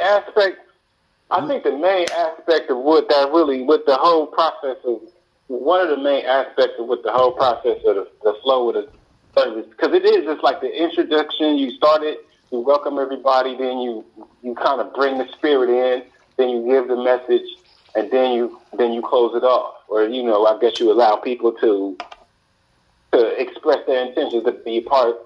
That might be something more like when you bring your son and introduce him as ready for the next rite of passage, lead out in the woods. You know what I'm saying? But really, what that shit is all about, man, I know so many, like I grew up in the church. So many, the main dude that will be singing the song had babies with hella women in the church. Because that shit get everybody going. That shit get everybody everybody ready to fuck after church. You see what I'm saying? Because that's what it's all about. That's what life is all about. So our shit is just dumbed down, man. We want to take, like, we got this, we had to strip away all of the truth, all the real shit away from it. And we live in this docile culture, and it's docile because we a part of it. Like, that kind of, I don't know, man, it's hard for me to contain the conversation. I want to expand it to something we was talking about last time. Go on, man. Please open mic. Huh? Go on. We on open mic, dog. I done did the toast. The ancestors is satisfied. We talking about you around your peers. Don't be scared to talk. We was talking about all of these movies that's about to come out. That's how the way the movies is flowing, and it seems to be some type of black power movement that's happening through the movies. And you can always kind of tell what's happening through the movies, because the last time that I kind of remember a real big push of black movies pushing us in a certain direction was like the early 90s. I mean, I know there's been all kind of, we had the soul food generation of movies too, but the one that really stuck out in my mind is the Menace to Society, Boys in the Hood generation. At the same time, the crack, well, I guess it hadn't just came out, but it was just really getting going. The crack epidemic, prison industrial complex,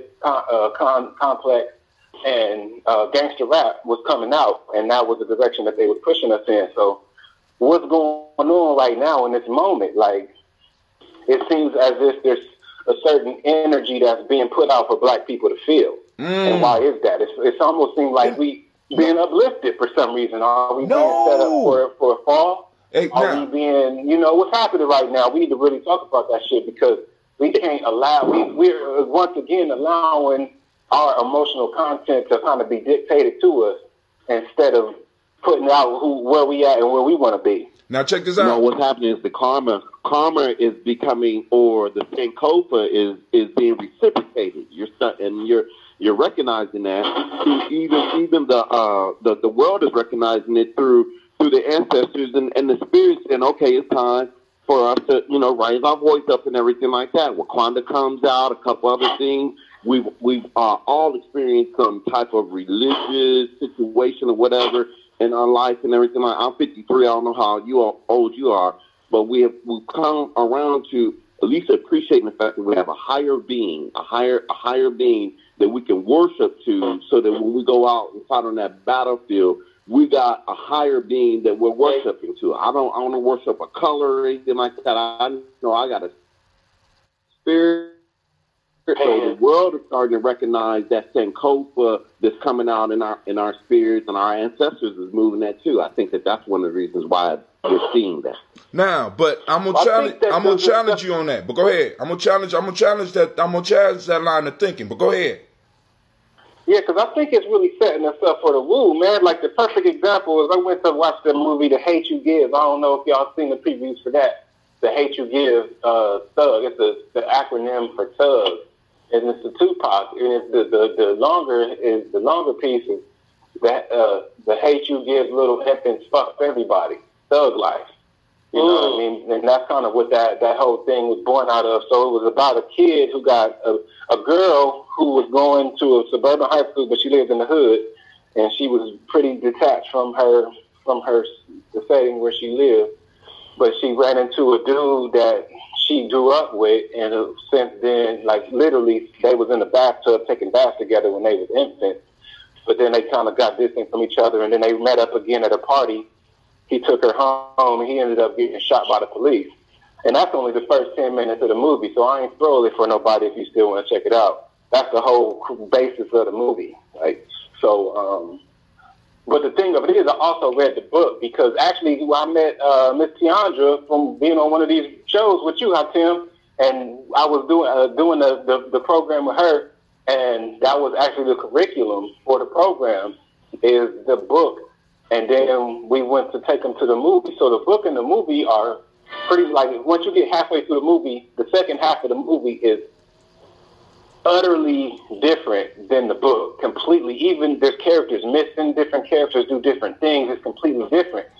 And what it came to my attention that I looked at it like this. The main character of the movie, the girl, her name is Star. It's kind of like she was telling two different stories. On one hand, the movie is her telling the story white people to kind of get white sympathy. And really, you kind of walk away, especially after having read the book first, you walk away from the movie feeling like white people kind of got caught up with hard being white and having to see these black people go through this. It's like, what was me? You know what I mean? It's like a black struggle movie made to make white people feel bad. Or not even feel bad, to feel like they need a hug type shit. But the book is gangster. The book is way raw. Like the book, you walk away like, I'm ready to go fuck somebody up. Like, you know what I'm saying? So it's like the movie to me was like a cheap. It was cheap. I felt ripped off. I felt like my experience got taken from me. But way more people gonna see the movie than read the book. Oh yeah, that's what. What you say, Ayende? You wasted 2 hours of your life. Pretty much, yeah. That bullshit.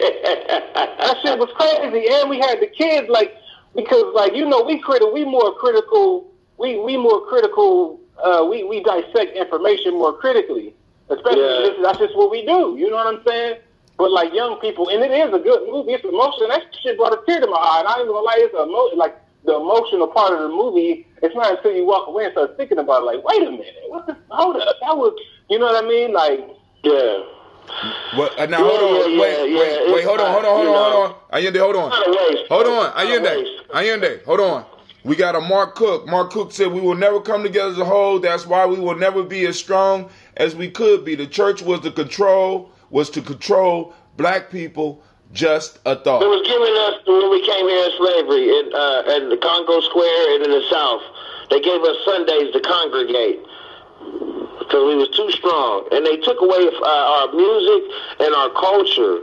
Yes, and they gave us Negro spirituals in church. And, they didn't give us that. I'm challenging you on that shit. Mark Cook tripping. Mark Cook ain't. I don't ride with that nigga. I don't know who the fuck that is that said that dumb shit. I hate when people say he got some relevance in that. That's relevant. Mark, I love you. Fuck what they saying, Mark. Thank you for commenting. Make points with my words, but Mark Cook, I challenge you to find a way to say that shit different, man. Stop saying what we never gonna be. You can't control nobody, man. Let him talk to his mentee, man. Let him talk to his mentee. Brother? That's his mentee, obviously. He got a relationship with him. Let him handle his relationship. But Quincy, I don't be yelling at your ass like that online either, though. But he got a point. Hey, let people do it. It take all kinds. It take all types. I understand that, but man, at the same time, we can't be. How we going to expect ourselves to get better, and then at the same time, and I apologize. Well, actually, I appreciate the opportunity we are the congregation of the mighty. Okay. You talking to me? You are the light. We are your peers. Whether I'm older than you younger than me or not, you are a peer of mine. You are strong. You possess a certain strength.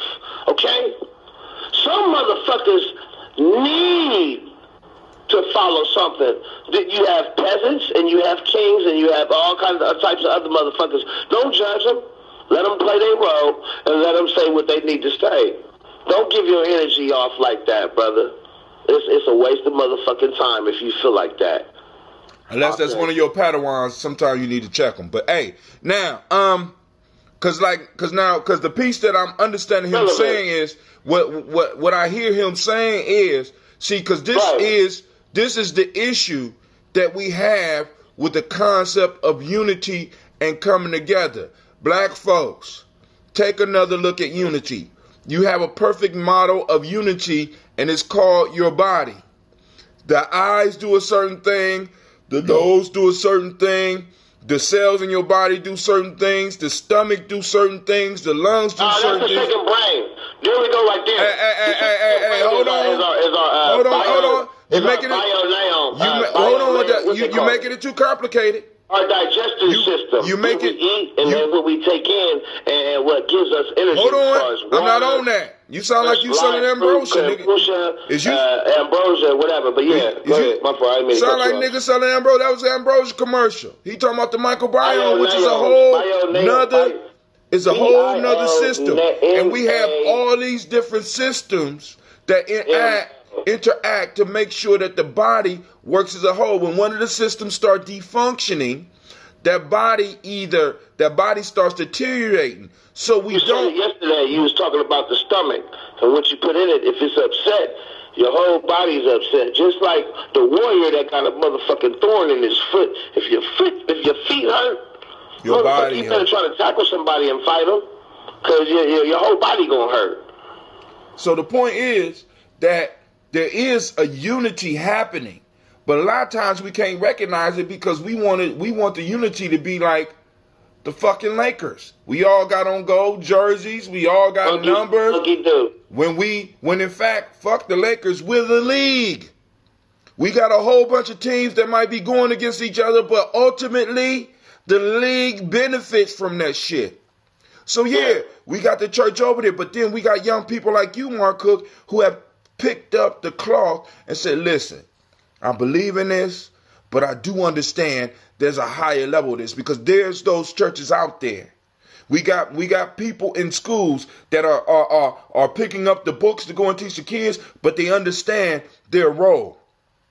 And the piece is, unity is not us all agreeing on the particulars. It's us agreeing on the general end. You understand what I'm saying? So, brother, yeah, there are churches, but the big churches you get to see, but there's a lot of small churches that you miss. I was a member of a church called Aesop. Yeah. The pastor died, but his whole vision was about unity of black people and using that whole church environment to build a community. And you have other pastors out there like that.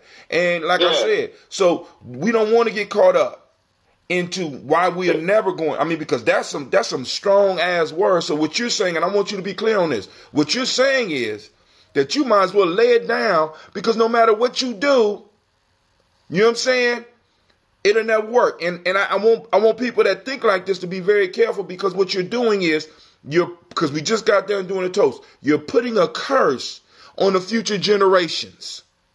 And if you got kids, I feel you.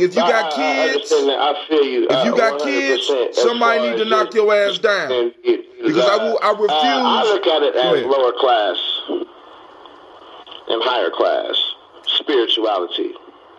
Those that need to join and be in the church community, who feel like they have more community and have a higher class about themselves, to me, are lower class. And those who have spirituality and practice, though, that and can go to a church or go to a mosque or go to you can go to these different factions, have a higher class about themselves, because it all comes to the same thing.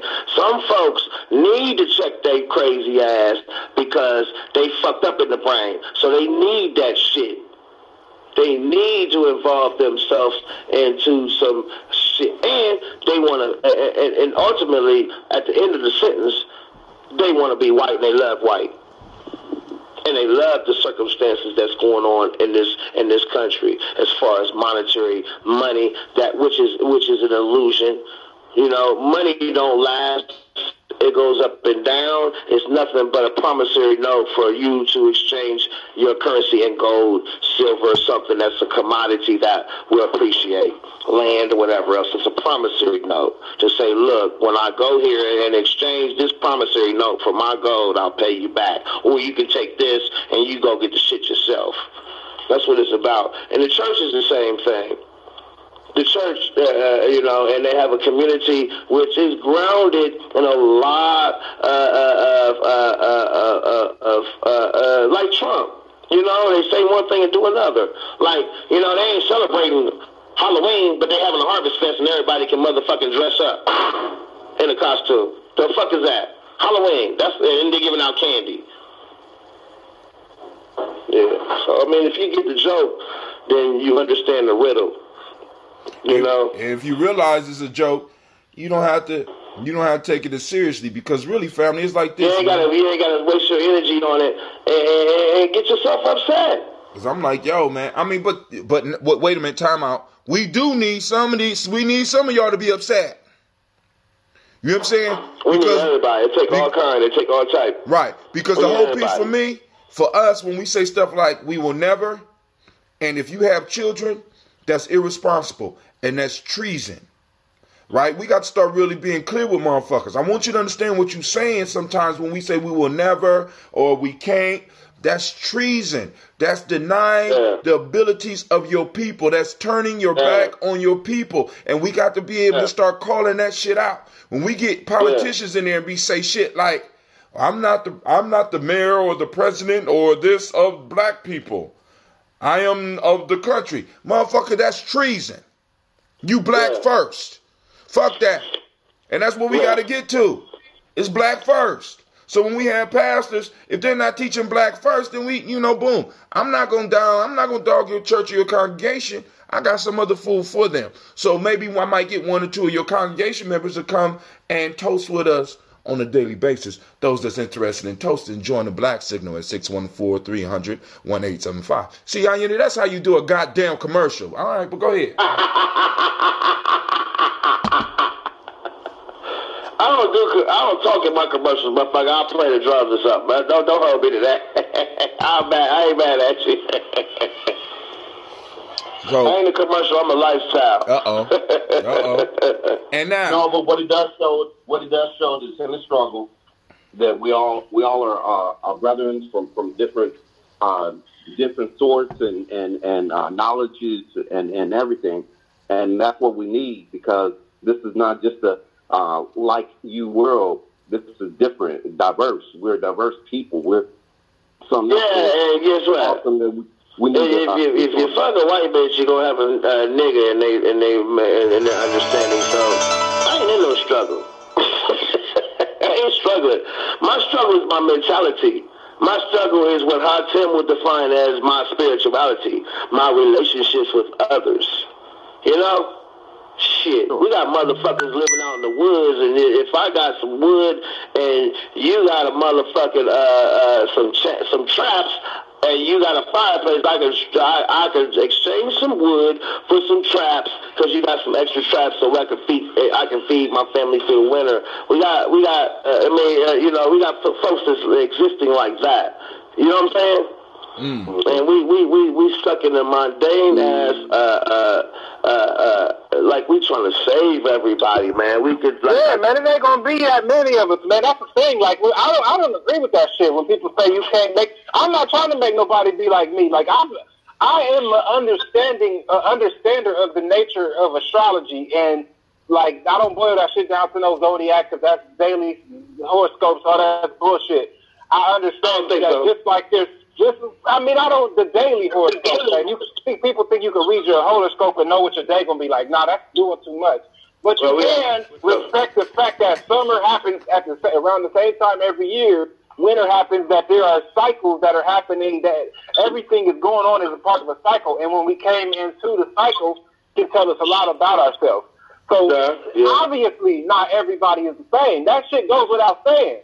But there are universal laws, man. There's 7 Hermetic principles. And I'm just saying it right now, so give me some time to look at it, and I can find why, through studying those principles, why saying that never is not a good idea. Not only do wise people, and I don't even know who the person was. Part of me wants to kind of make that person feel accepted and be like, yo, just challenge them. But at the same time, part of me is what are like, you talking about? What you focusing on? You said what now? You know, like, what I was really going to say, the bottom line is, I don't argue with people that Harriet Tubman would have shot. You don't argue with people that what? Harriet Tubman would have shot. I don't argue with people that Harriet Tubman would have shot. There's no point in arguing with people that Harriet Tubman would have shot. Like how Tim said, saying stuff that takes away responsibilities because they were treasonous. Because they were treasonous. That trail is sacred. I feel like taking away the possibility. If she shot somebody, it'd probably be somebody white, and she was working, or somebody that was working for somebody white, and she was also. I feel like she was damn near in the goddamn army or some shit. She was. She was a general. She was a general. Yeah, she was buried in Arlington Cemetery. Now, Arminta Ross was buried in Arlington Cemetery, and she knew the waterways. So maybe if she shot him, the motherfucker would float down the river. I don't know. Hey, but no, let me say this. But anyway, I want to go back. I want to go back to the movie piece before we move too far off of that, because family, this is Giami Journey Media. I want to welcome you to the congregation of the mighty. This is a Heart of a Summer production. We're still on the Daily Toast. Right now we're in an open discussion. It's a Heart of a Summer production. We strive to blow up your old paradigm.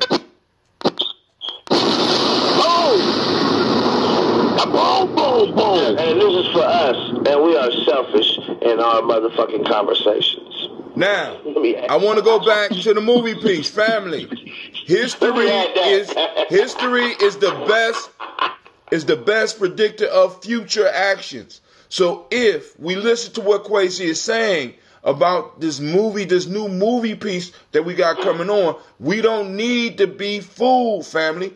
Our ancestors, what we have to be able to do is to extract the message that we want to extract and make sure that message is funneled down to the children, because you best believe that these movies have not been put out here with any good ideas for us. Because I'm gonna tell you what I felt like did. Hold on.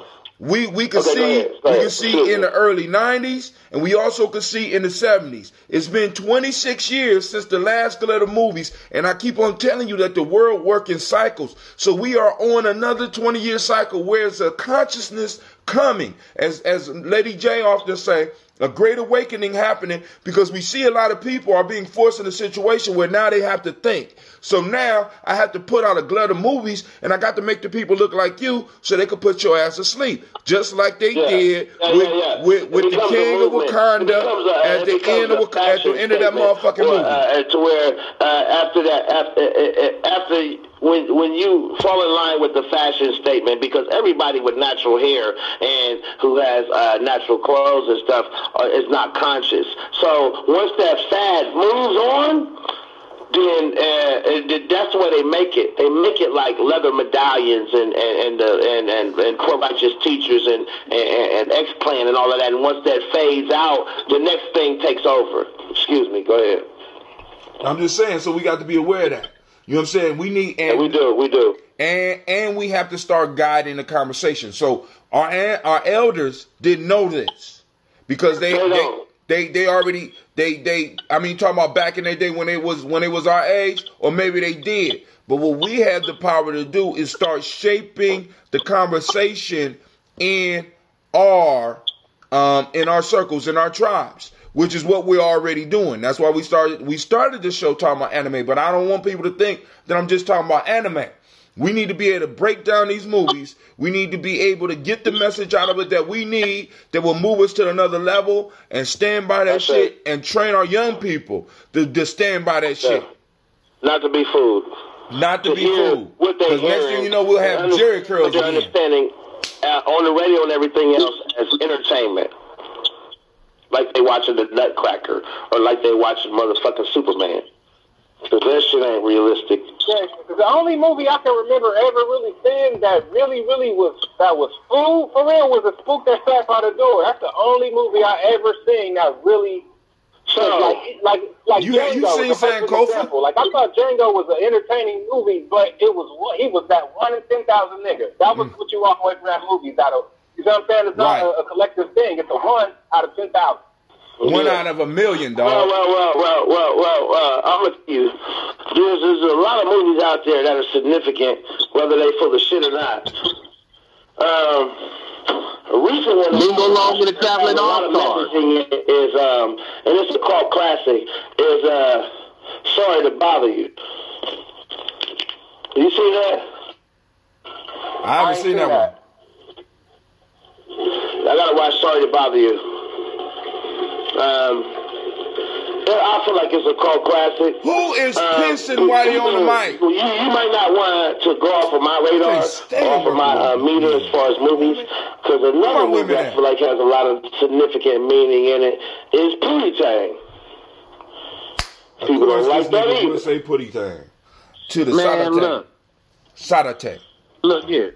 You gotta elaborate on that one. These niggas is rapping nowadays. What I say? On the summertime. Yeah, elaborate, man. You gotta explain that one to me because I ain't seeing it right up. Okay, so Pootie. First of all, the movie starts out. Pootie, a grown ass woman is throwing his toys out the window. And he got a fur on, and he don't understand that. But the thing is, the whole message through the movie was his dad giving him righteousness and that belt, that buckle that he had on. Now, when he got older, everybody loved him because he was righteous really in his mind. And he fought bullets with his ponytail.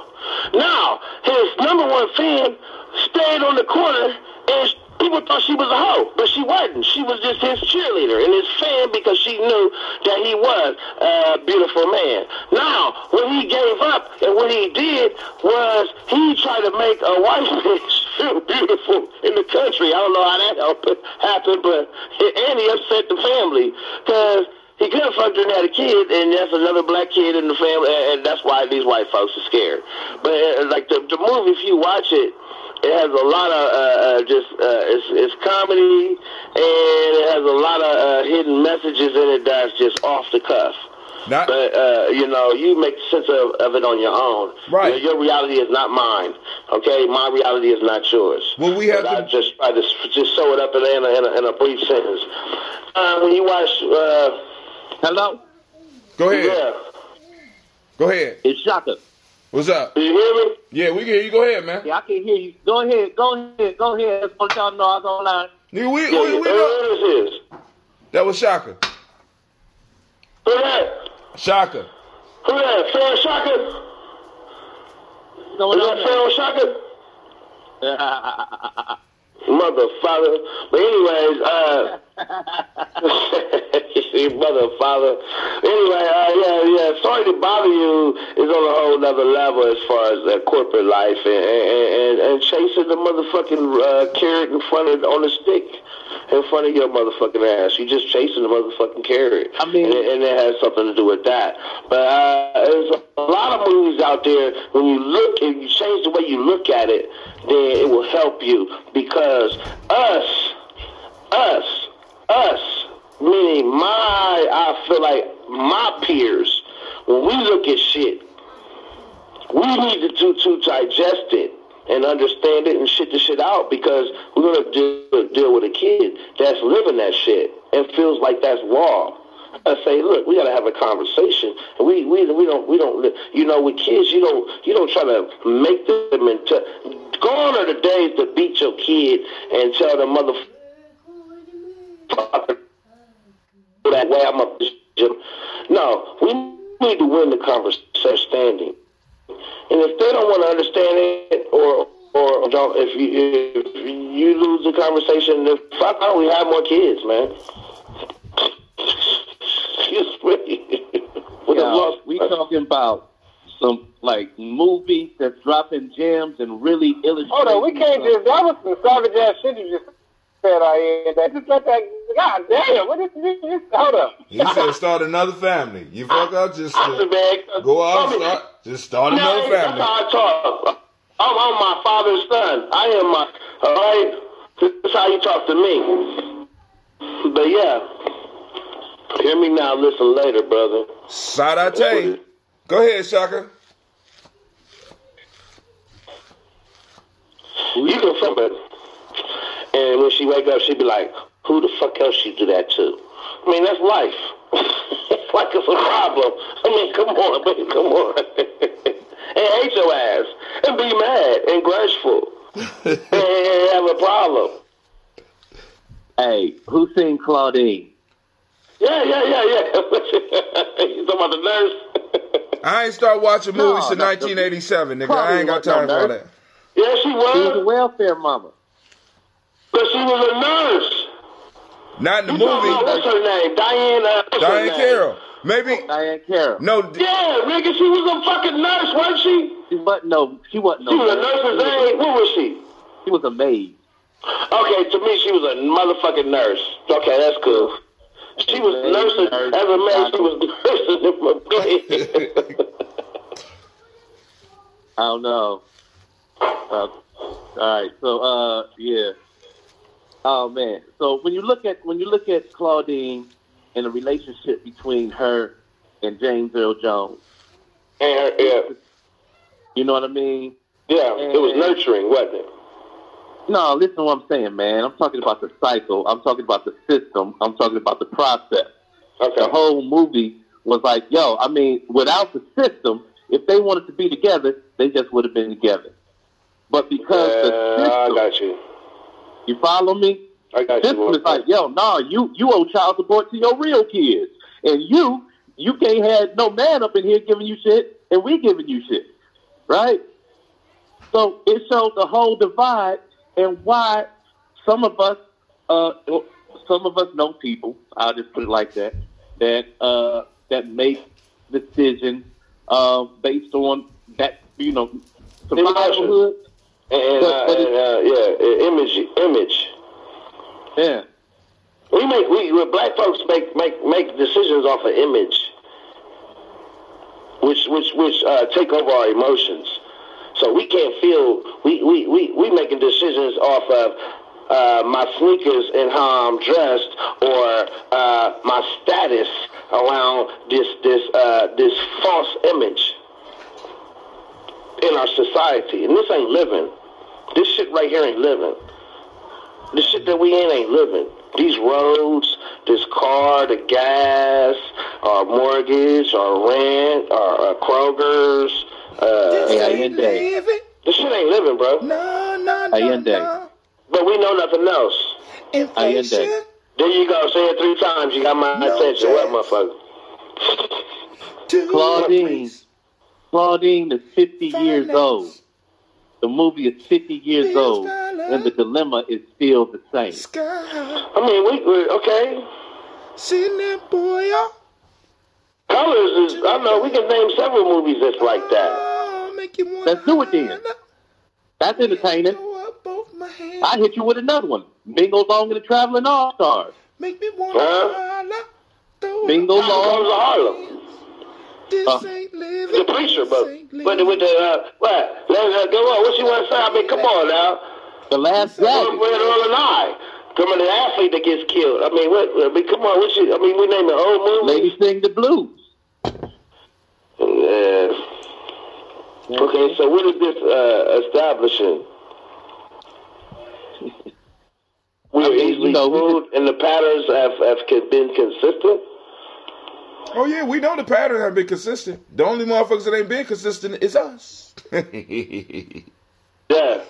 We're the butt of the joke. Oh wow! Say that again. Yeah. Say that. Wait, hold on. I got that. Say that. I need to record that. Wait, hold on. Say that again. Say it. Yeah, as a joke. We the butt of the joke because we don't get the riddle. You don't understand. If you don't get the joke, you don't understand the riddle. I always say this. We are the butt of the joke. Riddles are complex, and you have to think about them. A joke is instant instantaneous, and it always changes. And you can be the butt of it. And that's what we are. A constant changing we have nothing. array we know of nothing. comedic but disrespect, actions. like, I'ma fuck your bitch. Nigga, I'll take your woman. You know, this gives me status. Nigga, this gon' give me status. I will fuck your bitch and she loves me. I will take her from you. Not take care of her when you're away. It was a time when I say I'll be back. And nigga, it might take 3, 4, 6 months. Because I'm walking from Atlanta to Columbus and back. And you know what? You had your family around you that would have your motherfucking back. That wouldn't fuck your woman. That would make sure she was cool and make sure your kids buzz. But now our culture and our music has taken that away from us because that's what they pay. That's what they pay you for. Saying, nigga, you leave, you ain't shit, I'm better than you, I'm gonna fuck your bitch. And that shit is nothing but a moment. You know, fucking a woman and circumstance and the grass being greener on the other side of the fence is nothing but moments. And that's really what I was saying as far as the movies. Like, okay, I thought of one other one that is kind of like the spook that sat by the door that ultimately results in multiple people coming together to make something happen. The only other one I could think of. He had a long-term plan. The spook who sat outside the door had a long-term plan. He was thinking long-term. Think about Harlem Nights. Think about and that movie was maybe even better because it was funny. It was even more entertaining. Like, and at the end, they all played their part and they all won. They had community. They showed community, and they handled their shit together. But those was different times. To get to the point where you actually doing things in an orderly fashion and you're sustaining an existence because of it. We have. Yeah. Well, so look, back then, nigga shit. When nigga shit went down, when community shit went down, whether we shooting each other, whatever else, police didn't give a fuck. Now, when nigga shit go down and community shit go down, everybody going to jail. It's different times, man. Different motherfucking times, bro. Different times. Think about Muddy Waters. Think about motherfucking Cadillac Records. You know, Lil Walter, he see a truck, Lil Walter, somebody, he go around, shoot the motherfucker, and then drive right off and shit. They don't give a fuck. Nowadays, they'll put him in jail and his whole family if they wanted to, if they could. That was our community back then. We were segregated. We're not now. We're being attacked on every angle. I challenge that shit too. Challenge! Nigga, we are segregated. I don't know what the fuck you talking about just because you go to a job or go to a school with somebody. No, we're segregated. We're segregated and targeted. In our segregation, our shit, in our segregation, arrest everybody or give us records or whatever the fuck else we can't handle our shit on. Because somebody white needs to come in and say we're fucking up. They're not helping us. And we don't help ourselves. We don't have the proper things in line to help ourselves and be self-sustaining. I challenge that. Challenge. We teaching at motherfucking Millennium School and being around them kids. I'm in school every motherfucking week, every motherfucking month. I'm in a different school, Upper Arlington. I was just at. I got a contract with Westerville Schools with this school called John Clark. Hey. I gotta write a contract right now on how much they want. They want me to do something like Hey, no, I'm gonna what? Go ahead, what? Listen. We never know who listening. I'm gonna talk about the school. Fuck that shit. We'll talk about the school, but don't talk about the intricacies of your contract. I can't even teach my kids, because I don't got a motherfucking license through the Ohio through the motherfucking ODE, Ohio Department of Education. I can't even teach my children because I got a motherfucking conviction from 92. From 05 and 07, I got 3 convictions. Which is some bullshit, petty shit, and I can't even get a teacher's license because I felt like I'm significant in these kids' lives, and I can't even be there to teach them kids and get health insurance. I'm there too. I'm right there, but not in the same circumstances. Yeah, fuck that shit. And you know what? It ain't take no sweat off me because I understood that, and I've been living that shit my whole life. So I'm just letting it out and letting it go. But at the same time, we doing our children an injustice because these white motherfuckers got to sanction who the fuck teaches our kids. Wait, hey. And they not teaching them, when they get a hold of them, they're disciplining them and funnel them dead straight to the correctional system. I challenge all that. You know, and the ones that want to teach, challenge. That's why we need the Jinyami Nation builders. That's why we need the Jinyami rites of passage, because they destined to fail. Yeah, now hold on. But that's success. See, what we got to understand, Allende, you say if you don't get the joke, you miss the rhythm. The joke is that the education system is working. We don't understand that because we're taking it serious because the motherfuckers talking about us. You know how it is when you get cracked on and you start getting serious, everybody else is laughing, and you like, I don't see why that shit's so funny. We are in the phase right now we like, I don't see why everybody laughing. What's so funny about what this motherfucker's saying? Hey, motherfuckers is laughing, I'm going to laugh with them. Hold on. Because they don't laugh at me. These motherfuckers are educating our kids. I can still teach my kids, but I can't get health insurance and get a paycheck. That's what's fucked up. That's what's fucked up with us. Kwanzaa and all this talking and all this shit, and we can't even produce a promissory note for each other. Hey, you know what? In our Western code, we cannot do that. Right, but let me tell you this, man. Let me tell you this. Goodbye. There are black societies that are thriving right now. The piece of the matter is, though, is that if we don't follow the process that they follow, then on some... Who follow?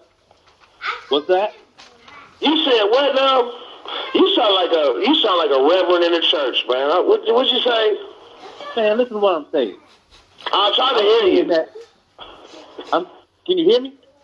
I heard you. I just want to hear it again to make sure I got clarity.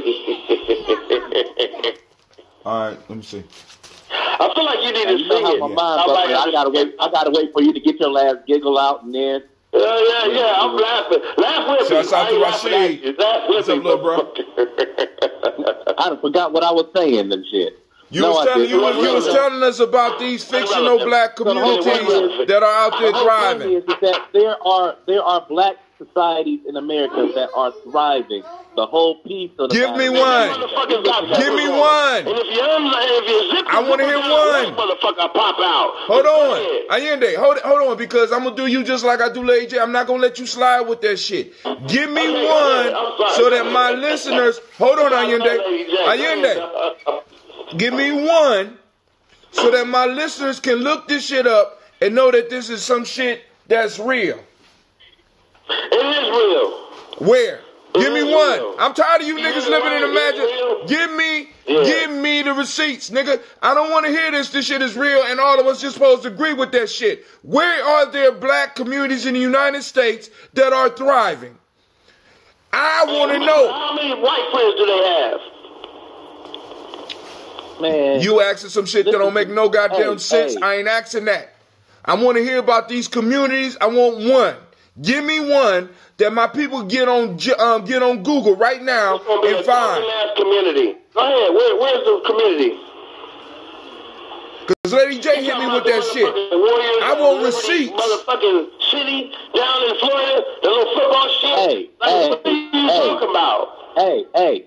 Let me say what I'm saying so that you understand what it is. We impatient. We black people. Well, hold on, Shaka. Hold on. Hey, hold on. Everybody chill out for a second. Hold on. All right, family, listen. Sprick, I'm going to have to let you go because my machine is not charging as fast and it's running out of batteries. I'm having a good conversation, so if you want to continue with the conversation. What you say? Hey, Allende, hold on.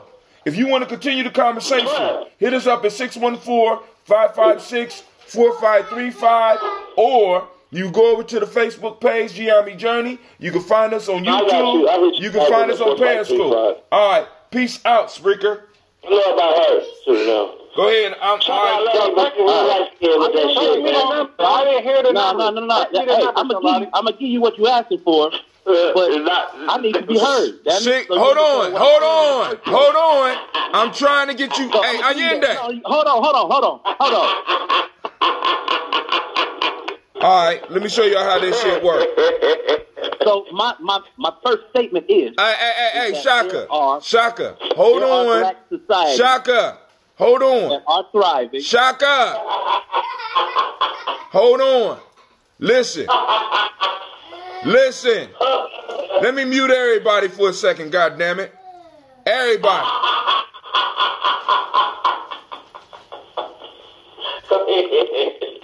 All right, now listen. Listen.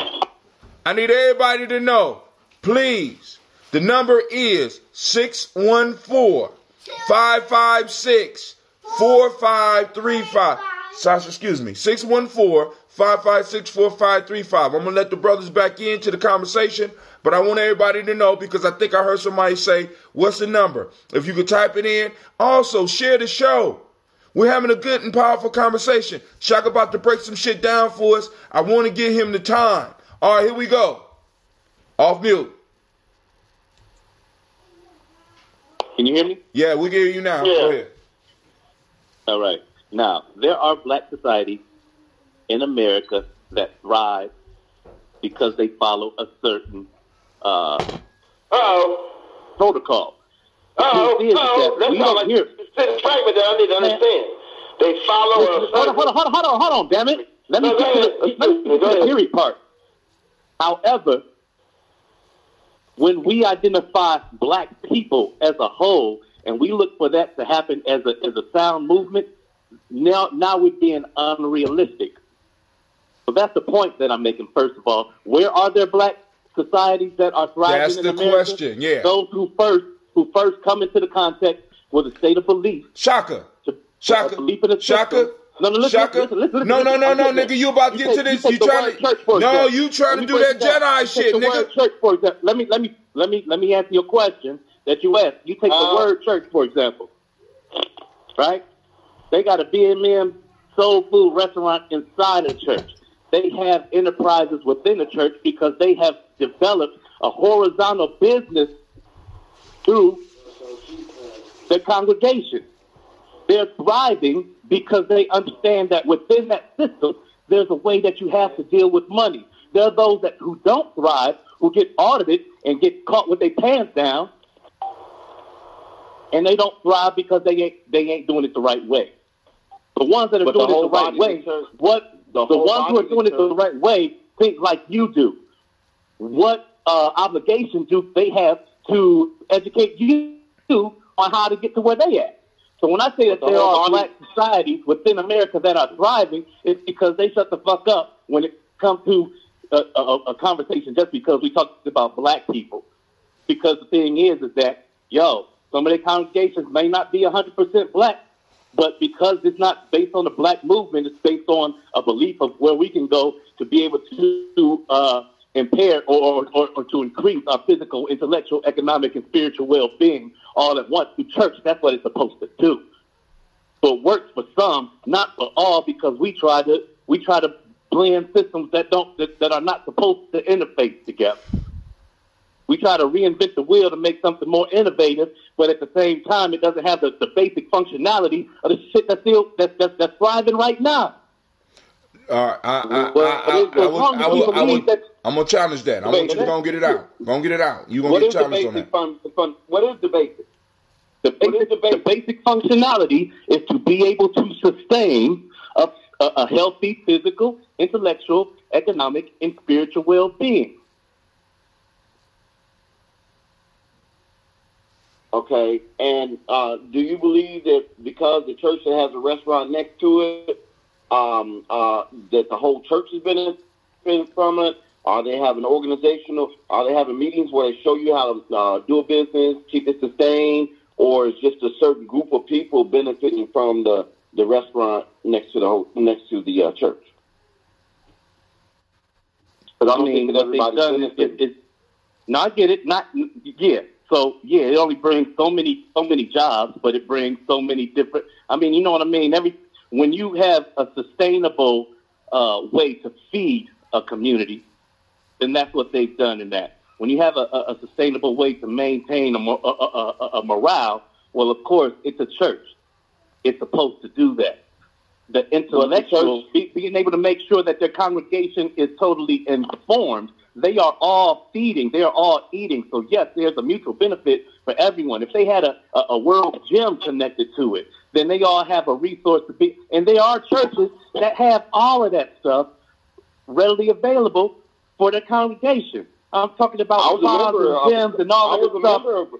I was a member of a couple of those churches, but that's why I'm asking you, did the body benefit from it? Because did they have seminars, business seminars? Did they show people how to get minority business enterprise? Did they show people that they'll invest into one of their inventions?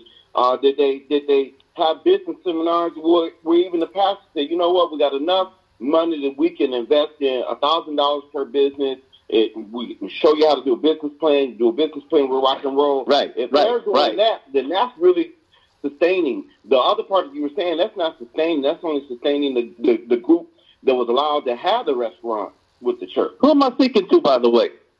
Fred. Brother Fred Collins. Okay. Yeah. Okay. Yeah. So once again, I'm speaking, and I got to be totally honest. This is totally speculative from what I know from the outside of congregations, because if you understand me, I don't use religion nor politics to be able to set forth this platform of basically the conversation we have right now. When it comes to oneness, we're talking about something that applies to all mankind. When we talk about the evolution of that, we're talking about of all mankind. We would be the fact that we are so ethnocentric, or through our Afrocentricity. Sometimes we miss the bigger blessing because we need to widen our scope. I gotta challenge you on that shit. Your example you use was a church example, though. But hold on, time out, stop. I got the challenge on that shit. I don't never think we was really ever ethnocentric. Show me a time where we was totally ethnocentric, and I'm challenging you on that shit. Second off, you said society. You ain't say organization. I was looking for these black societies, but I'm gonna let you get away with the whole church piece. But now, how many people is that sustaining? Because that is one economic. Go ahead, because I'm right by a church that does a lot and is providing jobs and shit. And I hear you on that. That's nation building, but that's not a society. Right. You said why? Why is okay? So time out. When we talk about fraternal organizations, we're talking about organizations, not societies, no? We're talking about fraternal organizations. When we talk about the Black Greek Society, that's what we're talking about, them as a whole. Listen to what I'm saying to you. Now, right now, I know an elder in the community who's like, yo, what you're trying to do right now is exactly what I did for my frat, Kappa Alpha Psi, right here off of Shaker Boulevard. We got the Kappa House, which is that big high-rise that's a retirement community. So he like, yeah. I mean, now dig what I'm saying to you. How many people was benefiting and surviving off of off of the profit that whole high rise is bringing in? Him and maybe the fraternity. Ain't even the whole fraternity. But for me, I'm not even interested in the numbers. What I'm talking about is a society, because a true society, because you're saying it's not ethnocentric. Family, if you really look at it and you get into it, why don't you look at some of these societies that we are competing against and tell me why their ethnocentricity is working for them?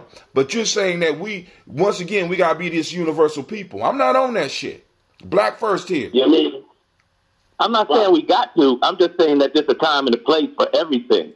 Well, I'm like, I am a creator of reality. I'm saying the time and place for us to be black first is right motherfucking now. I have decided, I have decreed it for me and hopefully my tribe. If they agree, they do. If they don't, we have to start putting ourselves first, because I think part of the problem is that we have been so universal that everybody done been washing our shit down. Because what it sounds like to me that you're saying is, hey, we're part of the people of color. Fuck that. In America, as far as black people, we have a specific claim on this continent and on its soil. As long as they call it the United States of America, and I'm saying that we need to hold these motherfuckers responsible for that claim because they owe. And if you owe the mafia, you don't get to get away from that shit. If you owe the IRS, you don't get to get away with that shit. If you owe any of these companies, they're going to hound you. And I'm saying we haven't hounded, we haven't been specific enough, we haven't been ethnocentric enough so that we can make motherfuckers understand, because yes, when we do for us, everybody else benefits. But when we doing this universal shit, everybody else benefits but us. Wait, hold on. We are, as black people, wait, hold on. As black people, we gotta get rid of this Jesus complex, because we want to be the motherfucking sacrifice for all people. Fuck that. One thing that you said that was significant was the mafia. You think about the mafia, you motherfuckers was all retired men. They was all over 55, 65, whatever, and they was sacrificing and killing motherfuckers for the future of their children and their wives and their community. We have yet the passion and the communication and the conversations that we're having right now. We're up. So once we get to that age, I'm gonna be on some mafia shit. I swear to God, I'm going to die. I'm going to kill some motherfuckers for my circumstance. And I can say that right now because no, you don't. From now don't say that shit no more. Hey, I'm just saying, you mentioned it. You said it. You ain't got to defend it like that. We know what we got to do, nigga, but you ain't, I mean, goddamn, this shit is admissible in court. You never know when somebody going to go back and pull this shit up. Motherfucker, I'm the drummer. I'll go to court just because I played the motherfucking Yankee Doodle drums and led the army. All I'm saying is I don't give a fuck. Okay. I don't give a fuck. I'm unapologetic about my passion. All right. I dig it. Y'all heard it. Will never be changed. And that's how we need to be. I'm unapologetic. I don't give a fuck. Look at Trump. He don't give a fuck. He says what he means and means what he says. I don't give a motherfucker. Either you with me or against me. And I said that shit last year during Kwanzaa. Give a fuck. We need to be whoop ass. Nobody just respects being mundane and having that slavery motherfucking circumstance and mentality. You're right. You got the rest. You sitting at home resting. You like, I'm supposed to be doing something. You got a slavery mentality. Motherfucker, chill out. Whoop ass and chill. Fuck that shit. And that's what we need to be on. And I'm about to be very soon in the next several years, because 10 years or 5 years ain't shit at our age, I tell them. You're right. I'm going to be on some motherfucking fuck them, I'm going to kill them type shit. You need to be recording this now because it ain't going to hold up in court when I do it, motherfucker. Because, and I'm not going to do it. I got young energy like, I'm not going to name names, but they named after the male Sunday. You know what I'm saying? Yeah. You need to implement that shit. And put shit on their books. And pay the warden. And whoever else. Or maybe buy our own jail like Jordan. Hey, that's some shit. See, that's whole other level shit. Say I was born on Saturday. Okay. Why you telling yourself? You dry snitching, motherfucker. I wasn't talking about you. Dry snitching ass nigga. You told her you got this. But and what we have to be clear on is that we do have to have. I'm going during Kwanzaa, all 7 motherfucking days. What? Shit. We have to be willing. Oh, what? Hey, my mom had a terrible labor. It took 7 goddamn days. Damn. This nigga just giving it all up. All of them. Listen, my birthing process. But the fact of the matter is that we as men are going to have to get serious about this struggle. And Shaka, I don't, like I said, I'm gonna let you. You already got the freedom to talk. But my whole issue is, I don't think that we haven't centered our struggle enough, and I will combat that every time. Hey, let me say this too, Hatem, because and just to bring the other book down on it. This is something I've been thinking about, and I've come to this conclusion. now. I think that slavery is an essential part of this culture. It is. I mean, it's embedded in us, man. It is. It's warfare. It's generational warfare. We've been generationally molded. I say. Can I just get the last part out? You so inspirational. I'm gonna let you know. Since you're asking me. Listen to what I'm saying. All right. I think that slavery is an essential factor in this society. So on one level, I don't have as much a problem with slavery as I have with being a slave.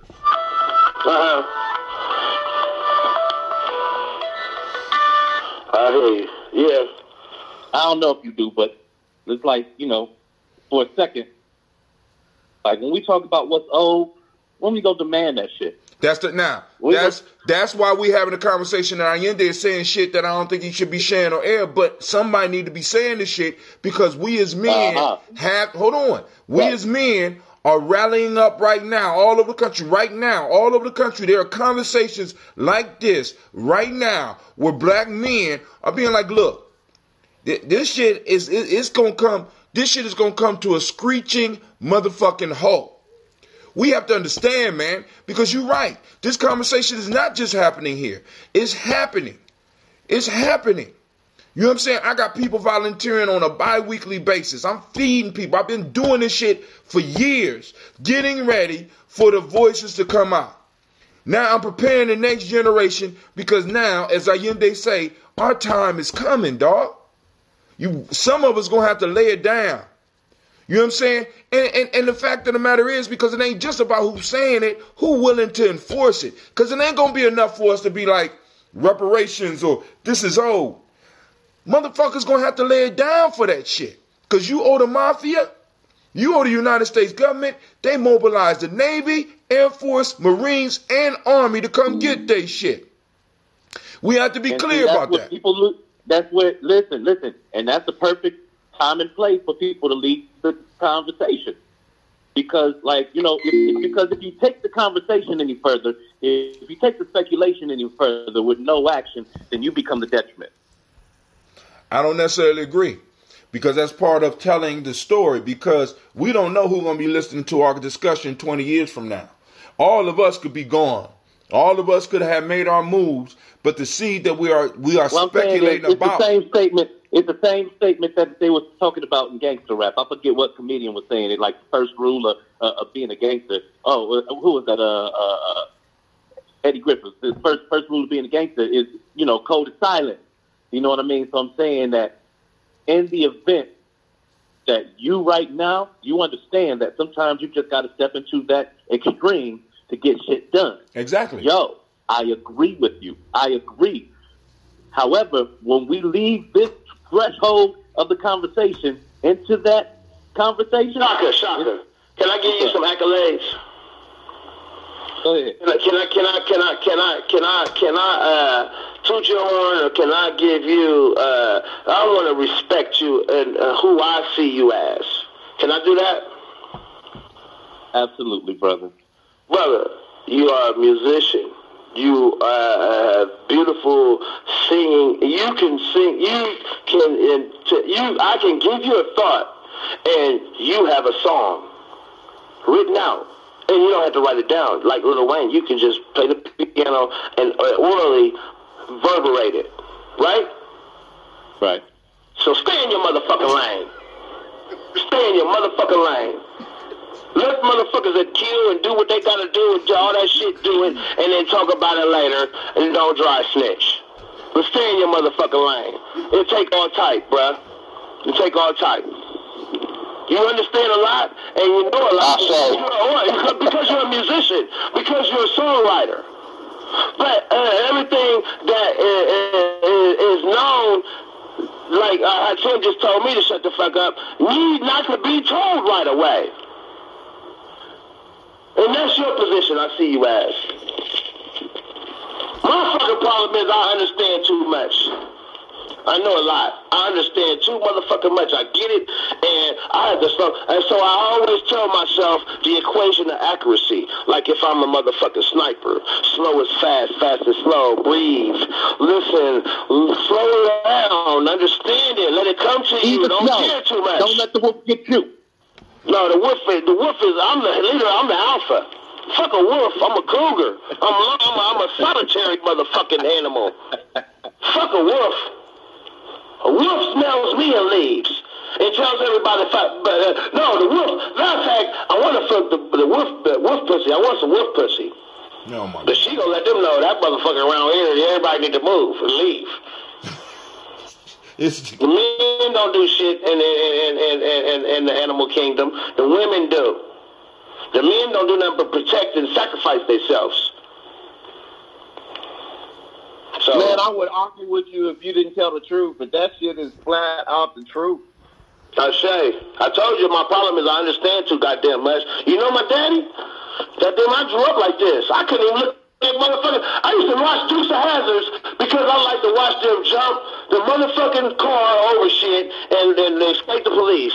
My dad said, "You like this show?" I said, "Yeah." He made me write a motherfucking essay on Ulysses S. Grant and Robert E. Lee. Damn. So I can understand what the fuck I'm watching. And then after I did that, and then he said, you know that horn is, I love to live in the land of cotton. Like, I grew up like that, man, at a young age. Before Akila was born, my younger sister. This is before I was 9, 10. So this is who I am. My ass ain't going nowhere.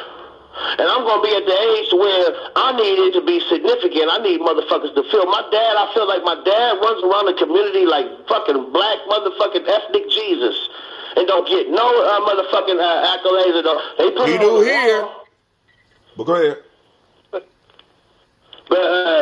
and he gives me a lot of lessons, and I have my father in my life. All right? Your dad reminds me of how I raised my kids from your testimony you just gave. Okay, well, but me, I'm totally different. My dad is passive and like, I'm like, fuck that shit. I'm gonna shoot somebody in their kneecap, they fucking foot. I'm gonna die for my circumstance. I just need to make sure it's the correct one. I'm not on that bullshit. Fuck that shit. I'm a percussionist. And guess what a gun is? A percussion instrument. And it's our way of life over here in the United States. And when you travel around the world, you understand that. You have the freedom to bear arms. Other countries don't have that. And we sitting here complaining. Nigga, get some arms and bear them because you know what it's called? You know the nickname? You know the street name for a gun? Peacemaker, motherfucker. And we need peace in our community. I'm not making this definition up. This is what we was given. These are the rules that we have had to abide by and had to motherfucking struggle through. So therefore, we don't get the riddle and we avoid the joke. It's going to be a time to where we have to sacrifice our circumstance to better our situation. And we have those that have that spirit and that energy. My son's one of them. They have that energy. We got warriors and they don't have no war. Hey, you know what? Speaking of which, though, and since I'm staying in my lane, I just thought I'd interrupt your... No, you good. You good. I just want to... You keep that internally. Always speak your mind. I ain't mean to say that. I want you to do that so you put more venom in your motherfucking... in your talent. Hey, Allende, guess what I got? You got some June, motherfucker. I got that June. That's commercial, y'all. I got that fire. I get mine for free. I just charged you for that. Just like I said earlier. Hey. You are now listening to Gianni Journey Y'all better come Media. to my funeral, my celebration of life with a coffee cup. And make an extra kid if your back's still young. No, if we do it right, Allende, listen. If we do it right, we will be putting you away as well as myself, as well as everybody here away on our own land under our own rules. We won't have to see, because we don't. We have a new kid and name him my Hyundai. Huh? God damn it! If you die before me, I'm gonna have a new kid and name him myself. Listen, it's all, see, y'all laughing. I'm gonna have a new kid and name him Pharaoh Shaka. After your son. See, hey, Allende. What? I'm gonna re-up in life, bro. My back young. Well, that's what we have. That's what we have. That's the gift. That's what God gave us as men. Hey, Allende. I say. Look for me on Wednesday. For what? Man, I'm coming that way on Wednesday. Okay. You said it like that with respect to the paycheck or something. They only look for money and paychecks, but I got you. You coming up? That's money. That's money. Move your keyboard, or I'm gonna treat you like a stranger. And your son. And we're gonna have a costume party. Cause that's his birthday. Wait a minute. Wednesday the 27th? Niggas, you running? What you breathing hard for? How you gonna kill motherfuckers you can't walk down the street? Get your ass in shape. You up here breathing all hard. What the fuck going on? Who? You! Oh, yeah. Me? You breathing all hard. Steps, goddammit. What you talking about, me? The fuck is you talking about, man? I'm talking about you breathing all loud and shit. And I'm breathing correctly. The fuck is you talking about? Nigga, everybody heard you. Don't make me rewind the tape. You sitting up there breathing like a fat old man. Shut up. Yeah, I just had me some shut the fuck up, nigga. I'm old. I can breathe hard still, goddammit. My back's still young. I ain't say how long my back work is. It's young. It's still young, goddammit. What the fuck? So we have a man talk here on Gianni Journey. Join the conversation, 614-556-4535. If you want to be on the Black Signal. I'm about to get off the phone while I'm breathing hard. And hey, yo. Go ahead. So I gotta get going, but I just wanted to let y'all know that that's the move. That's the move. So I'll see y'all this week. Save your energy, bro. Yes. Peace. You know what you are. You're a griot. You're an oral historian. All you have to do is fathom everything and put it into song form and make it matter of fact. Damn near like someone that tickles your soul, which we call comedians. That's who you are. So family, so don't squander your energy and your conversation in the mundane, which is just talking and having a conversation. Fathom it and put it down and make it legendary and let it live forever. That's how I respect you. That's my respect for you. See? Y'all hear him breathing? Listen, that's some wise words from this old motherfucker that's sitting up here breathing on my mic like that. Nigga, listen. Give me a shake. Give me a shake. I'm the president of the old fuckers fraternity. Get it right. The Off Brothers. I'm the president. Not only am I a member, I'm the motherfucking president.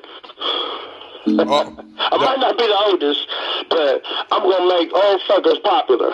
He said, the Off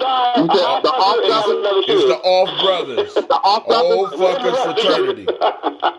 It's the Off Brothers. It's the Off Brothers. They did it. Yeah, no, it's Off Brothers. Old fuckers fraternity brothers. Off Brothers. OFF Incorporated. Off fuckers. Old fuckers fraternity. Off Brothers. Old fuckers fraternity. Yes. Okay. Because we off. You younger than me. How you gonna claim that? You younger than me. And actually, how you gonna claim that? And he started this when we was about 30. When he was 35. So he plotting. I've been an OG since You gotta understand, man. I don't talk this shit. I live this shit. Fuck this. I don't give a fuck what people think about me. I'm not energy. You know. I don't give a fuck what people think. That's why I talk about my dad, and I say, hear me now, listen later. Because they can disagree with me, but they heard me. And there's something in life that make their ass listen later. I've been through that shit. So, I don't give a fuck, man. I'm not energy. So, black folks is caught up in the moment and how they look and what they got and who they with, which diminishes us as a people. 100%. All right, family. Yeah. All right, family. We have been on here for 2 hours and 42 minutes and 55 seconds. And I'm out. I love y'all. I love you too. All right, family. Now, we do these conversations on a regular basis. We're about to get up and out of here. This is Brother Hakim with the Giami Journey Media. Yo.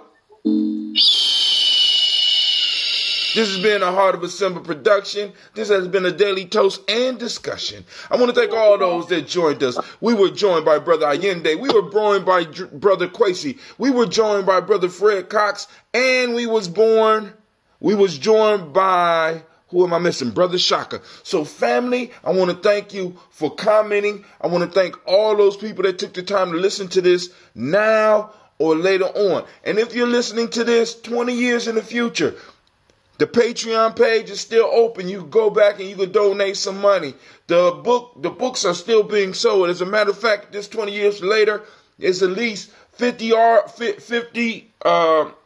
books that have been provided by members of Giami that were not even in Giami when I made this tape. So it's available. So go to our website at GiamiJourney.com, right?